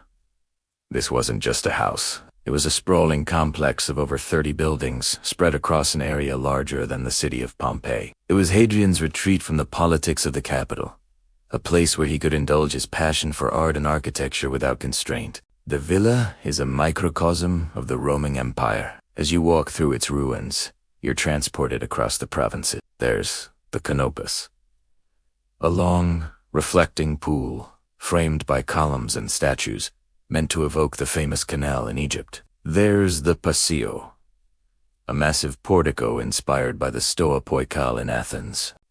Building each garden, each fountain was a memory of his travels, a piece of the world he ruled, brought home, and reinterpreted through his unique artistic lens. What's truly remarkable about the villa is its experimental nature. Hadrian played with shapes and forms in ways that were revolutionary. He designed buildings with pumpkin-shaped domes, curving walls, and intricate mosaics. The Maritime Theater, a circular island villa, surrounded by a moat, was his private sanctum, a masterpiece of intimate, complex design. Hadrian's villa shows us the emperor not as a public figure, but as a private artist, dreaming and experimenting on a grand scale. It's a deeply personal architectural autobiography. Back in the bustling center of Rome, near the Colosseum, Hadrian erected another monumental project, the Temple of Venus and Roma. This was the largest temple in the entire city, and its design was a bold statement. Dedicated to Venus, the mythical ancestor of the Roman people, and Roma, the personification of the city itself. It was a celebration of Rome's divine destiny. Hadrian himself is credited with the design, and it perfectly embodies his architectural philosophy. The temple was ingeniously designed with two main chambers, or cellae, placed back. One cella, facing the Roman Forum, was dedicated to Roma, while the other, facing the Colosseum, was for Venus. This dual design created a perfect symmetry. Surrounded by a massive colonnade, the temple blended the traditional Roman temple form with the scale and grandeur of a Greek sanctuary. It was a physical representation of the union between love and power, beauty and empire, that defined Hadrian's reign. So what connects these incredible structures? It's the harmonious blend of Greek and Roman styles. Hadrian wasn't simply copying Greek temples. He took the Greek principles of order, proportion, and aesthetic boutitha, elegant columns, the classical forms, and combined them with Roman innovations like the arch, the vault, and, most importantly, concrete. This fusion created a new imperial architectural language that was both powerful and refined. Look at the Pantheons. Portico, a traditional Greek-style entrance, leading to the revolutionary Roman dome. Look at the villa, where Greek statuary adorns buildings with uniquely Roman curvilinear forms. This was Hadrian's genius. To see the strengths of two great cultures and weave them into something new, something that was uniquely his. He built an empire not just of stone and mortar, but of ideas, where the pragmatism of Rome danced with the idealism of Greece. Ultimately, Hadrian's architectural legacy is the story of a ruler with the soul of an artist. He saw buildings not just as functional spaces, but as expressions of culture, power, and beauty. He used architecture to shape the identity of the empire, creating a shared visual language that stretched from Britain to Syria. His works were designed to owe, to inspire, and to stand the test of time, and that they have. When we look at the Pantheon's dome or wander through the poetic ruins of his villa, we're not just seeing ancient stones. We're glimpsing the mind of the builder-emperor, a man who dreamed in marble and concrete, and whose vision continues to inspire architects and artists thousands of years later. He proved that an empire's greatest legacy isn't always what it conquers, but what it creates. Thank you so much for joining me on this architectural tour of Hadrian's Rome. If you enjoyed this journey, please hit that like button, and forget to subscribe and turn on notifications so you won't miss our next chapter in history. We'd love to hear your thoughts in the comments below. Until next time, stay curious.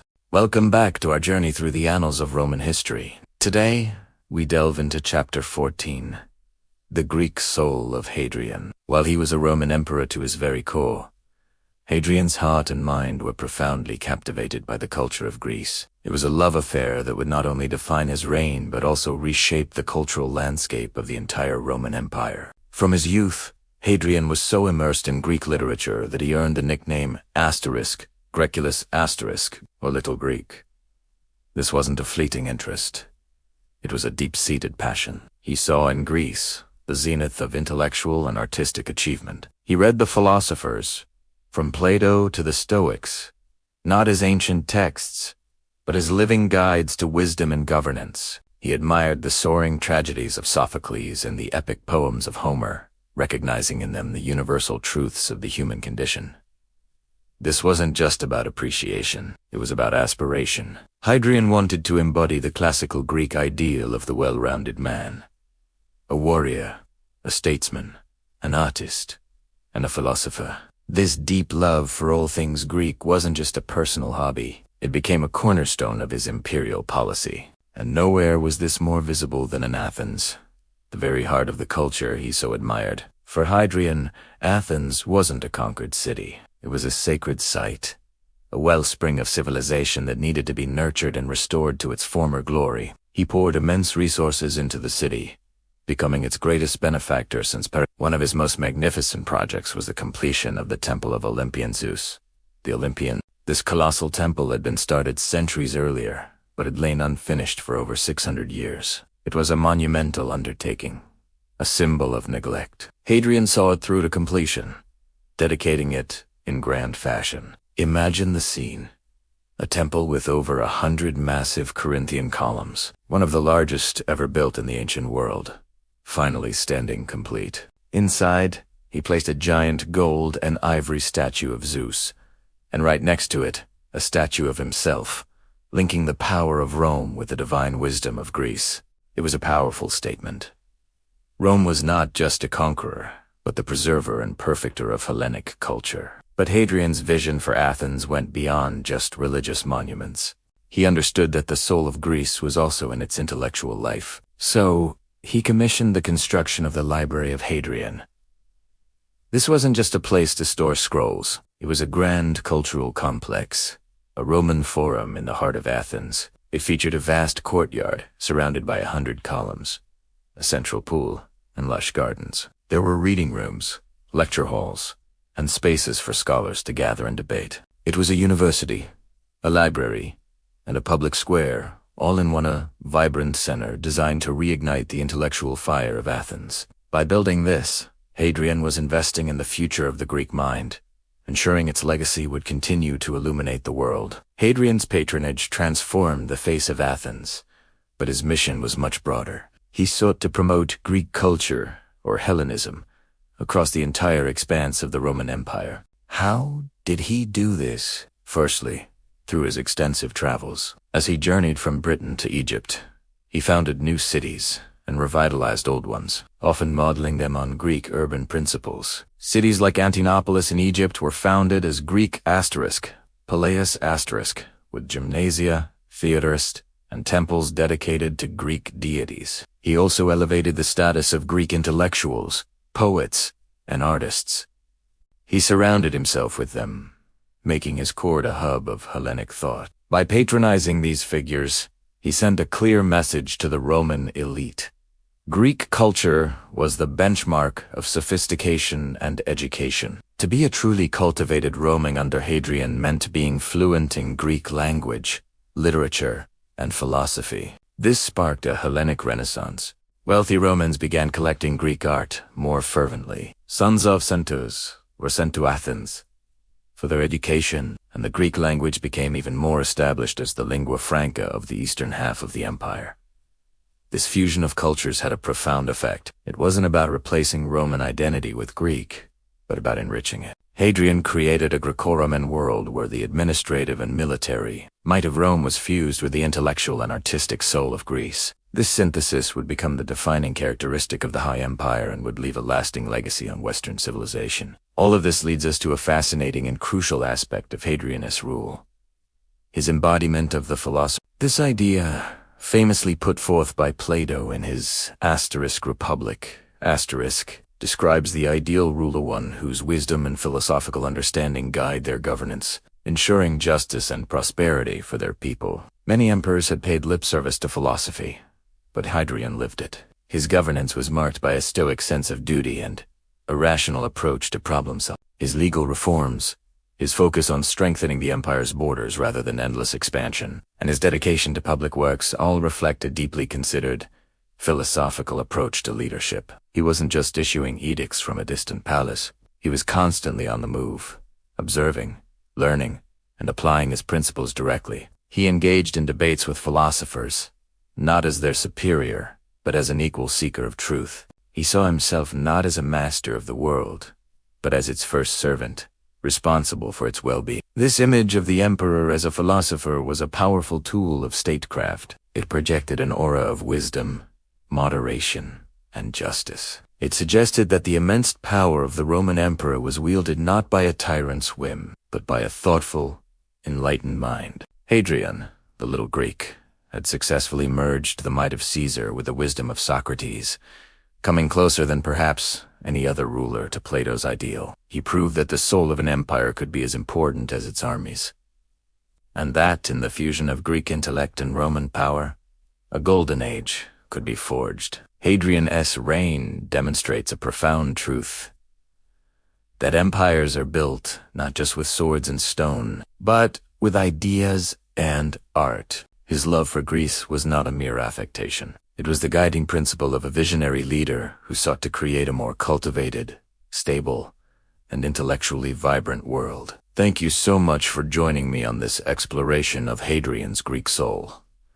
I hope you found it as fascinating as I do. If you enjoyed this video, please give it a like and subscribe to the channel for more deep dives into history. Don't forget to hit that notification bell so you won't miss our next chapter. See you next time.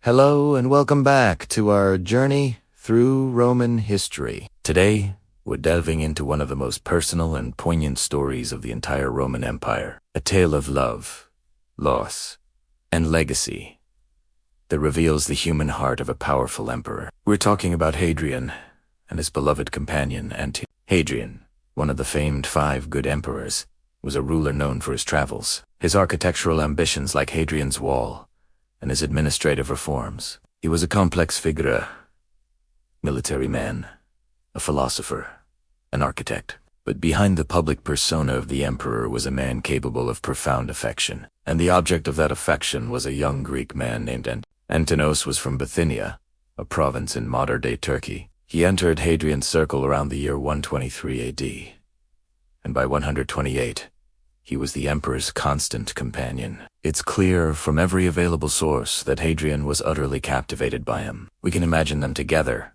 the seasoned, bearded emperor and the beautiful, youthful Antinous, sharing interests in hunting, philosophy, and the arts. Their bond was deep and intensely personal, something that went far beyond a simple friendship. For several years, Antinous was by Hadrian's side as he toured the vast Roman Empire. Imagine the scenes, traveling through the historic provinces of Greece, exploring the cradle of philosophy, and then journeying onward to the ancient and mystical land of Egypt. In 130 AD, the imperial entourage, including Hadrian, his wife Sabina, and Antinous, sailed up the Nile River. This journey was meant to be another grand tour, a chance for Hadrian to witness the wonders of a land that had fascinated Romans for centuries. But this trip would end in tragedy. In October of that year, as their flotilla sailed the Nile, Antinous fell into the river and drowned. The exact circumstances of his death remain one of history's great unsolved mysteries. Was it a simple, tragic accident? Some ancient writers, like Cassius Dio, hinted at darker possibilities. One theory suggests Antinous sacrificed himself in a ritual to magically prolong Hadrian's life, a practice some believed in at the time. Another theory whispers of a political plot, that Antinous was murdered by jealous rivals within the imperial court who resented his influence over the emperor. And then there's the possibility of despair, that Antinous, facing the prospect of aging and losing his position as the emperor's favorite, chose to end his own life. We will likely never know the truth. All we know for sure is that he was gone. Hadrian's reaction was not one of stoic Roman composure. He was utterly, publicly, and inconsolably devastated. His grief was immense, so profound that his contemporaries described it as womanly, a criticism in the hypermasculine Roman world. But Hadrian didn't care. He was determined that Antinous would not be forgotten. His grief was not a private affair. It was an imperial project. Where Antinous died, on the banks of the Nile, Hadrian immediately ordered the construction of a new city. He named it Antinopolis in his beloved's honor. This wasn't just a small settlement. It was a grand Greek-style city, complete with temples, colonnaded streets, and a gymnasium. It was a permanent monument of stone and marble, a testament to his sorrow, built to last for eternity. But founding a city wasn't enough. Hadrian did something unprecedented for a non-royal. He had Antinous deified. He declared him a god. A new cult, the cult of Antinous, was established and quickly spread across the entire empire, from Egypt to Britain. Temples were built, priests were appointed, and festivals were held in his name. Antinous was often identified with the Egyptian god Osiris, who is also associated with death and resurrection by the Nile. The emperor also commissioned countless statues and busts of Antinous. In fact, more surviving images of Antinous have been found than of almost any other figure from Roman history, except for Augustus and Hadrian himself. These sculptures are not just generic portraits. They are works of art that capture an idealized, melancholic beauty. They depict him as a goddess, Dionysus, Apollo, Osiris. Through these images, Hadrian ensured that Antinous' face would be known throughout the Roman world and remembered for all time. This story is so compelling because it gives us a rare glimpse into the emotional, human side of an emperor. We often think of Roman rulers as political machines or military commanders, defined by their policies and conquests. But in his grief for Antinous, Hadrian reveals himself as a man who loved deeply and lost tragically. His reaction wasn't just about politics or power. It was a raw, human response to losing the person he cherished most. He used all the power at his disposal not to conquer a new territory, but to fight against the finality of death, to make his beloved immortal. The tale of Hadrian and Antinous is a powerful reminder that behind the grand sweep of history are individual human stories of love, loyalty, and loss. It shows us that even the most powerful man in the world was vulnerable to heartbreak, and in his grief, he created a legacy that has fascinated people for nearly 2,000 years. Thank you so much for joining me today to explore this incredible story. If you found this as fascinating as I do, please give this video a like and subscribe to the channel for more journeys into the past. Don't forget to hit the notification bell so you won't miss our next chapter. We'll see you next time. Hello everyone, and welcome back to our journey through the annals of Roman history. Today, we arrive at the final chapter in the life of one of Rome, most enigmatic and influential emperors, Hadrian. As we step into his later years, we find a man whose once boundless energy and insatiable curiosity begin to wane, overshadowed by growing illness and a profound sense of melancholy. The emperor who had tirelessly traversed every corner of his vast domain was now entering his twilight, a period of reflection, consolidation, and preparation for the future of the empire he had so carefully shaped. As his health declined, Hadrian began to withdraw from the bustling heart of Rome. He sought solace not in the grand palaces of the Palatine Hill, but in a sprawling, magnificent estate he had constructed for himself, the villa at Tivoli. This was no ordinary country retreat. The Villa Adriana was a microcosm of the world Hadrian had explored and ruled. It was a sprawling complex of over 30 buildings, covering an area larger than the city of Pompeii. Walking through its grounds was like taking a tour of the Roman Empire itself. Here, Hadrian recreated the architectural wonders that had captivated him during his travels. There was the Canopus, a long, elegant pool framed by columns and statues, meant to evoke the famous canal in Egypt that linked Alexandria to the Nile.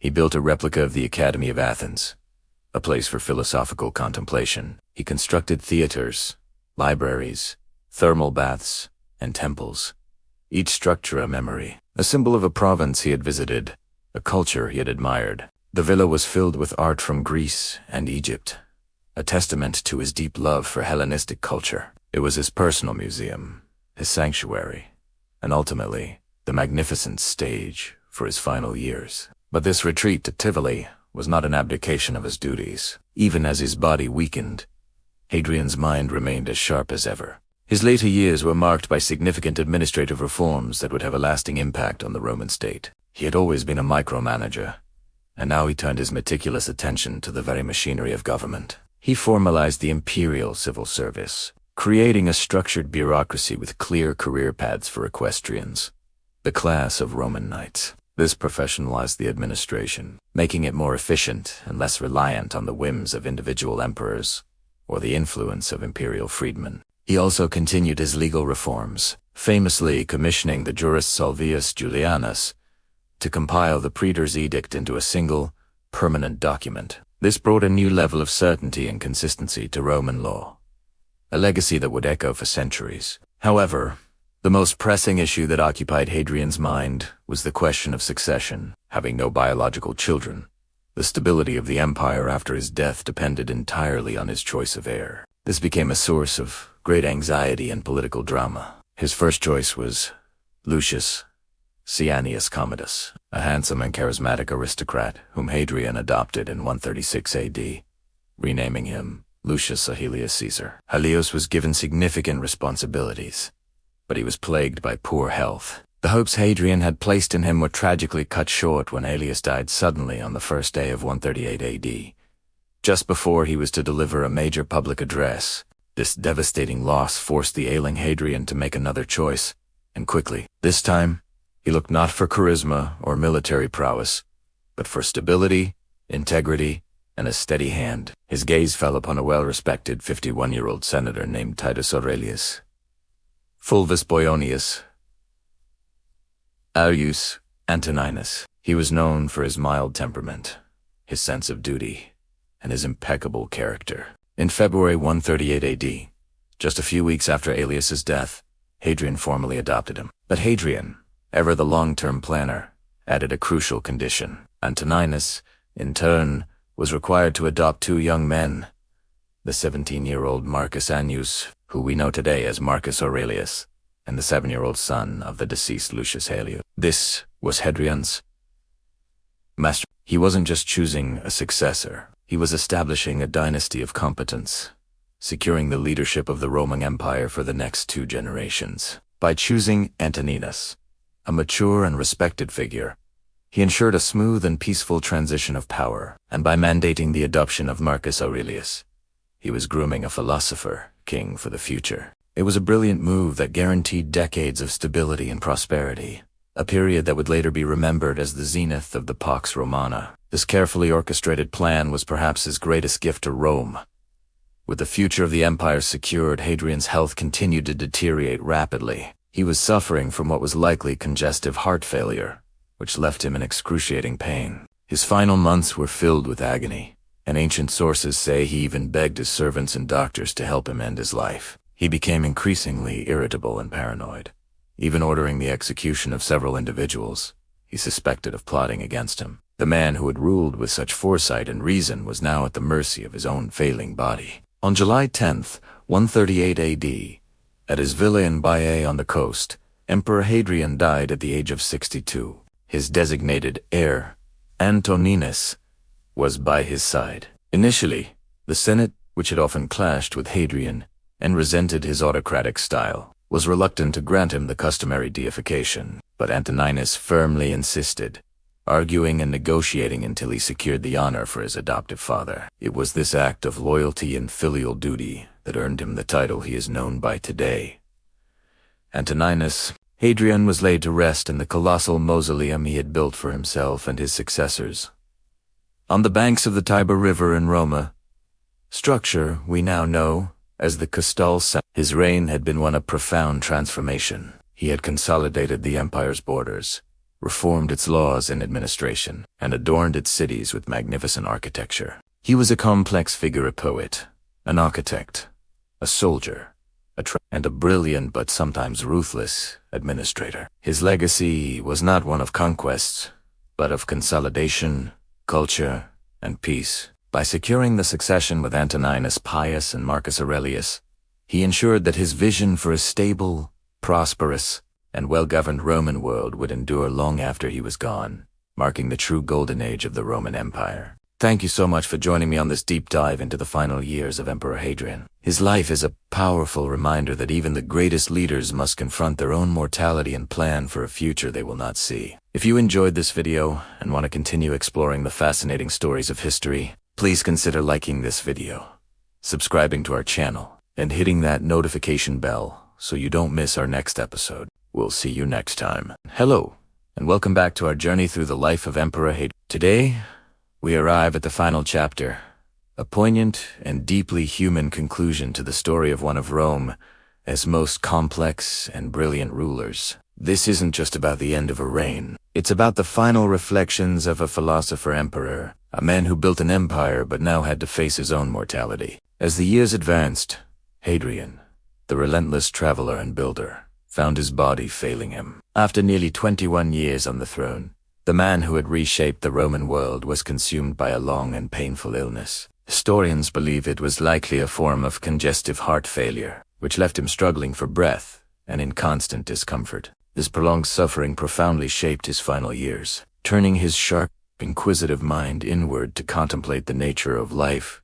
death, and the soul. From his magnificent villa at Tivoli, and later from his sickbed in Baiae on the Bay of Naples, the emperor who had commanded legions and designed architectural marvels found himself a prisoner in his own body. The frustration was immense. Ancient sources, like the historian Cassius Dio, tell us that Hadrian grew despondent, at times even lashing out at his physicians and pleading for a swift end to his misery. He, who had controlled so much, could not control his own decline. This raw, human struggle adds a tragic depth to the image of the powerful emperor we've come to know. It is in this crucible of suffering that Hadrian composed one of the most famous and haunting poems to survive from antiquity. It's a short, 5-line verse addressed to his own soul, known by its first words, animula vagula, blandula, little soul, wandering, gentle. It's a whisper across the centuries, a moment of profound vulnerability from a man facing the great unknown. Let's read it together. It translates roughly as, little soul, wandering, gentle, guest, and companion of my body. Where will you now wander? To what? Pale, cold, and naked places. You'll no longer jest as you were used to. Think about the weight of those words. Animula vagula blandula, the use of diminutives. Little soul is so tender, almost like speaking to a child. He sees his soul as a lifelong guest and companion, a separate entity that traveled with his body. Now, he asks it where it will go. The imagery is stark, pale, cold, and naked places. The vibrant, colorful world Hadrian loved and built is gone, replaced by a bleak, uncertain afterlife. Perhaps the most heartbreaking line is the last. You will no longer jest as you were used to. This speaks volumes about Hadrian's character. Despite his imperial authority and his sometimes melancholic nature, he clearly saw himself his solas, possessing a certain humor, a lightness, a capacity for joy. And his greatest fear wasn't just oblivion, but the loss of that very essence, the end of his personality.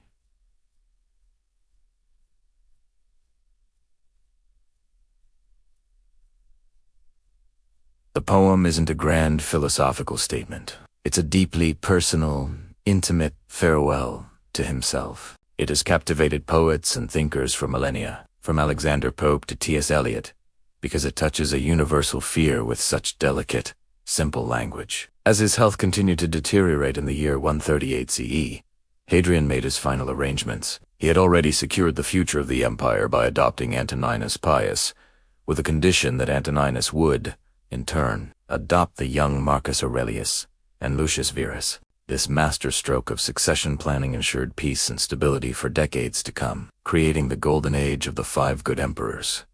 Even in his final days, Hadrian was a strategist, thinking about the legacy not of stone, but of stable governance. Finally, on July 10th, 138 CE, at his villa in Baiae, the 62-year-old emperor died. His adopted son and successor, Antoninus Pius, was by his side.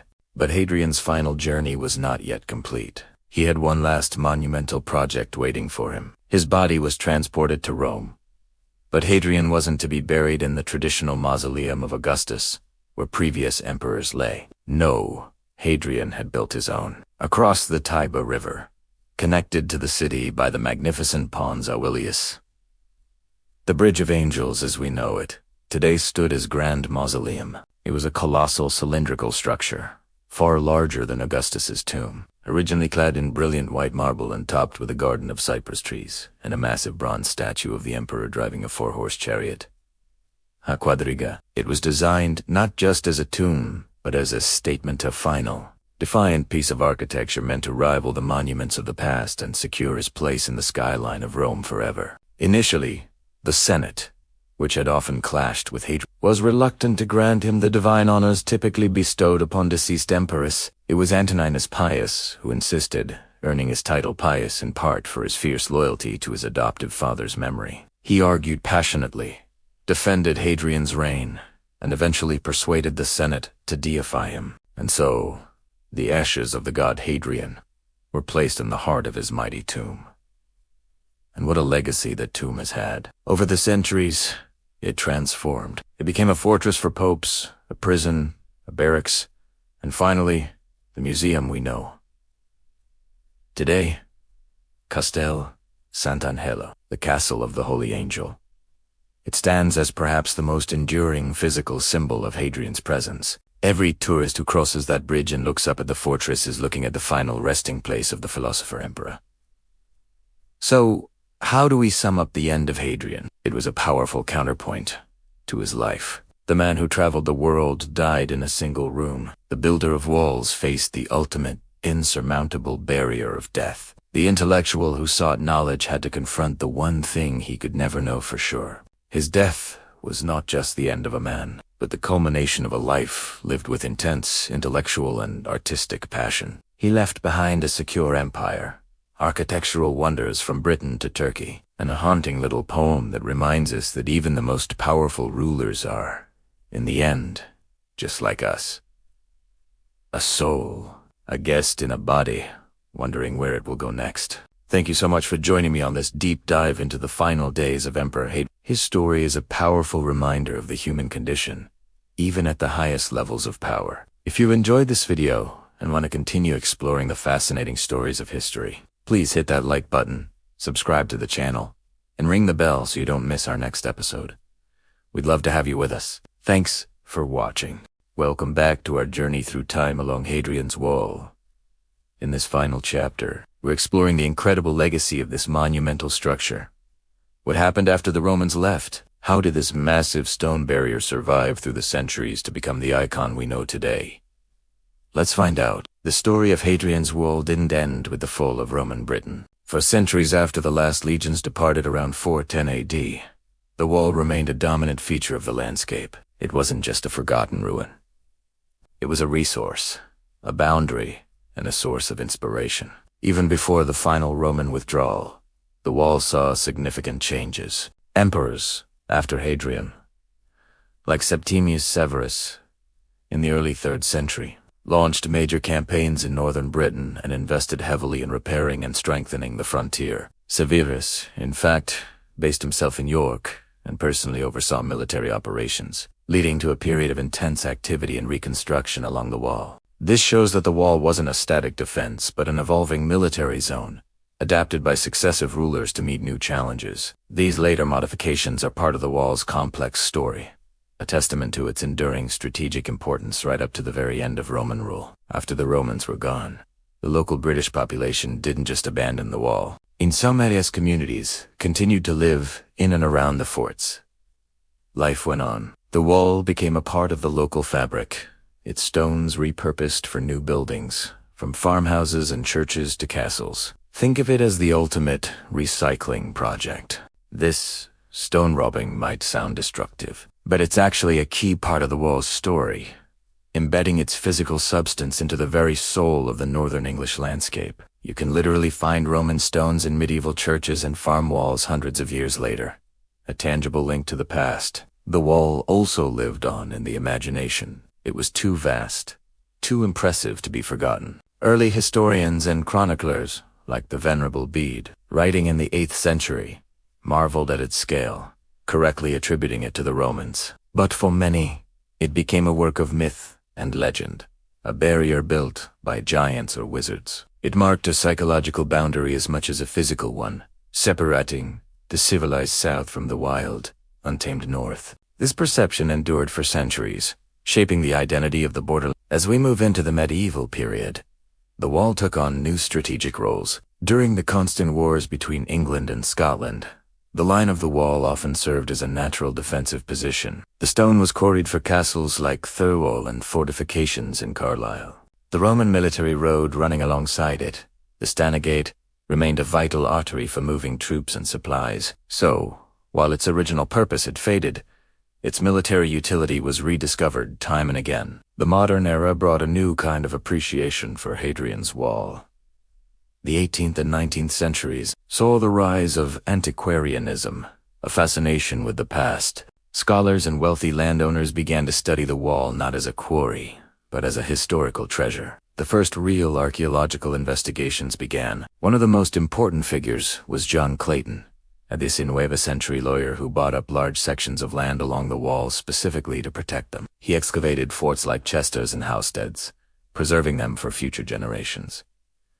Clayton's work was groundbreaking and laid the foundation for the preservation efforts we see today. Fast forward to the 20th and 21st centuries, and the study of Hadrian's Wall has become a sophisticated science. Modern archaeology uses technologies like ground-penetrating radar, LiDAR, and satellite imagery to uncover hidden features without even digging. These tools have revealed new details about the wall, its forts, and the civilian settlements, or wiki, that grew up alongside them. We're learning more than ever about the daily lives of the soldiers, their families, and the local people who interacted with this massive Roman presence. This ongoing research is vital, because preserving the wall is a monumental task.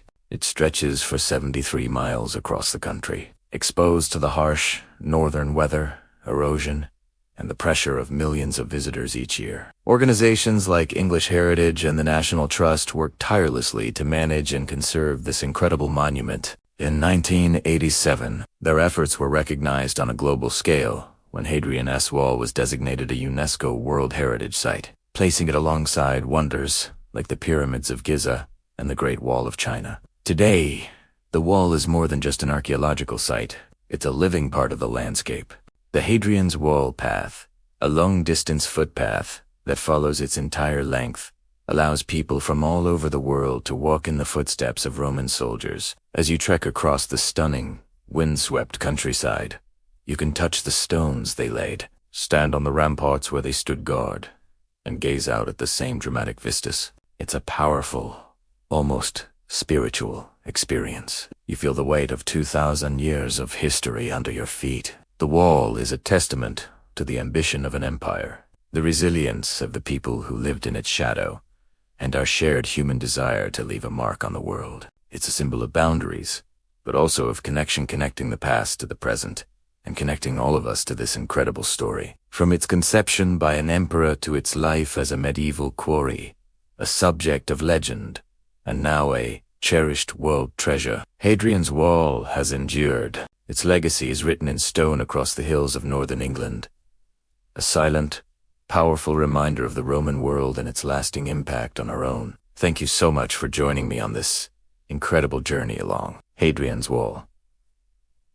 It's been a privilege to share its story with you. If you've enjoyed this series, please hit that like button, subscribe to the channel, and ring the bell so you don't miss our next historical adventure. Until next time, Stay curious. Welcome back to our journey through Roman history. Today, we're diving into the reign of an emperor who broke the mold. A man who looked at the vast Roman Empire and said, "Enough." This is the story of Hadrian and his radical vision of peace over conquest. Imagine the Roman Empire at its absolute peak. For centuries, its story was one of relentless expansion, of legions marching and territories falling. Then, in the year 117 AD, a new emperor takes the throne. Publius, Aurelius, Hadrianus, or Hadrianus, as we know him. His predecessor, Trajan, had pushed the empire to its largest extent ever, conquering vast lands in the east. The expectation was clear. More of the same. More war, more glory, more land. But Hadrian did something almost unthinkable. He stopped. One of his very first acts was to pull back from Trajan's newly conquered eastern provinces. Like me, to the Roman elite, this looked like weakness, a betrayal of the very idea of Roman dominance. Why would an emperor willingly give up land that had been won with Roman blood? The answer lies in Hadrian's profound understanding of the empire's true challenges. He saw that endless expansion was creating an overstretched, unstable, and incredibly expensive monster. The real battle, he believed, wasn't on some distant frontier. It was for the long-term stability and prosperity of the empire itself. Hadrian wasn't a coward, far from it. He was a seasoned military man who had served with distinction. But he was also a pragmatist, a traveler, and a deep admirer of Greek culture. He knew that an empire is more than just lines on a map. It's about people, infrastructure, and a shared culture. His grand strategy was to consolidate, not conquer. To build walls, not just tear them down.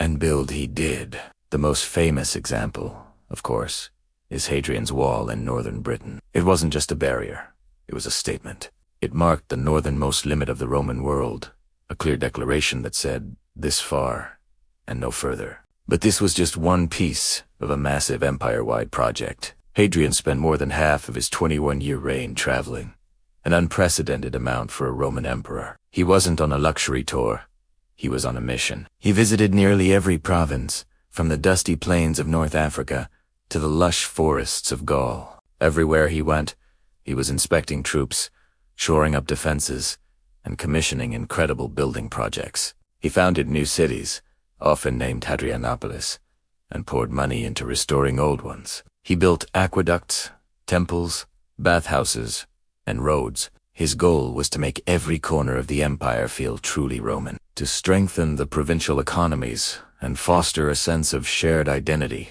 He wasn't just the emperor of Rome, he was the emperor of the Romans, wherever they might live. This shift in focus from military expansion to internal development had a profound impact. It ushered in a period of incredible peace and prosperity, a golden age often seen as the high point of the Pax Romana, the Roman peace. With the frontiers secure and the emperor investing in infrastructure, trade flourished. Ideas and art flowed freely across the Mediterranean. Hadrian himself was a true intellectual and patron of the arts. He was a poet, an architect, a student of philosophy, and a passionate Hellenophila lover of all things Greek. This love is most spectacularly on display in Rome itself. If you've ever marveled at the Pantheon, with its breathtaking domed ceiling, you have Hadrian to thank. He rebuilt it not as a monument to his own glory, but as a temple to all the gods. A masterpiece of engineering and architectural genius that still stands today. Near Tivoli, he constructed his magnificent villa, a sprawling complex that was less a home and more a miniature world. It featured buildings and gardens that replicated the architectural wonders he had seen on his travels, like the Canopus of Egypt and the Stoa Poikile of Athens. It was a physical manifestation of his cosmopolitan vision and empire that embraced and synthesized the diverse cultures within it. Beyond architecture, Hadrian also made lasting changes to the empire's administration. He reformed the legal system, making it more organized and equitable. He established a professional civil service, relying on skilled experts rather than relying solely on the whims of the aristocracy. This created a more stable and efficient government that could manage the vast empire long after he was gone. He standardized military training and even designed new equipment for the legions. He wasn't neglecting the army. He was perfecting it for its new role as a defensive force, a guardian of the peace, by prioritizing culture, stability, and good governance over the glory of conquest. Hadrian fundamentally reshaped what it meant to be a Roman emperor. He proved that an empire's strength isn't just measured by its size, but by the well-being of its people and the richness of its culture. His reign was a masterclass in sustainable leadership, a lesson that empires, no matter how powerful, cannot expand forever. There comes a time when the wisest course of action is to stop, to build, and to cultivate the garden you already have. Hadrian's legacy is a testament to the power of a different kind of strength, a strength of peace, the strength of culture, and the strength of a leader who dared to look inward. He secured the Roman world for generations, leaving behind not just walls and buildings, but the enduring ideal of a stable, prosperous, and unified empire. Thank you so much for joining me on this exploration of Hadrian's remarkable reign. If you enjoyed this deep dive into Roman history, please hit that like button. And don't forget to subscribe and turn on notifications so you don't miss our next chapter. We'd love to hear your thoughts in the comments below. Until next time, stay curious. And so, we arrive at the end of our journey, not with the clash of swords or the roar of an emperor, but with a quiet exhale, a calm after the storm. We stand now in the long shadow of Hadrian, but not the Hadrian of conquest or imperial decree. Instead, we reflect on a different legacy, one etched not in military victories, but in stone, soil, and the enduring pursuit of peace. Imagine, for a moment, the world as Hadrian saw it, an empire vast, sprawling, and frayed at the edges. For decades, it had been defined by relentless expansion. But Hadrian, the philosopher emperor, understood a profound truth. A thing cannot grow forever without losing its center. His vision was not one of more, that of inog. He chose not to push the boundaries outward, but to define them, to strengthen them, to turn the empire's gaze inward toward consolidation and prosperity. Hadrian's Wall, then, was not merely a military installation. It was a statement. A bold, 73-mile-long declaration that said, "Here we stand. This is our world, and we will protect it. We will cultivate our garden." It was a pivot from the aggressive expansionism of his predecessor, Trajan, to a policy of stability. This was Hadrian the builder, the administrator, the peacekeeper. He traveled more than any emperor before him, not to conquer, but to understand, to organize, and to secure. From the sun-baked frontiers of North Africa to the misty hills of Britannia, he wasn't just building walls. He was building an empire designed to last. He was building peace. Listen. Can you hear it? It's a soft hum. A sound so subtle it's almost mistaken for silence. It is the sound of centuries passing. It's the whisper of the wind as it scours the weathered stones of Hadrian's Wall. It's the sigh of grasses growing over the forgotten foundations of a Roman mud. This is the sound of empires turning to dust. The mighty Roman legions, with their gleaming eagles and disciplined formations, are gone. The emperors, whose pronouncements shook the known world, are but names in history books. The vibrant, bustling life of the forts and settlements along the wall has long since faded, its echoes absorbed by the earth. What remains? What remains? The wall.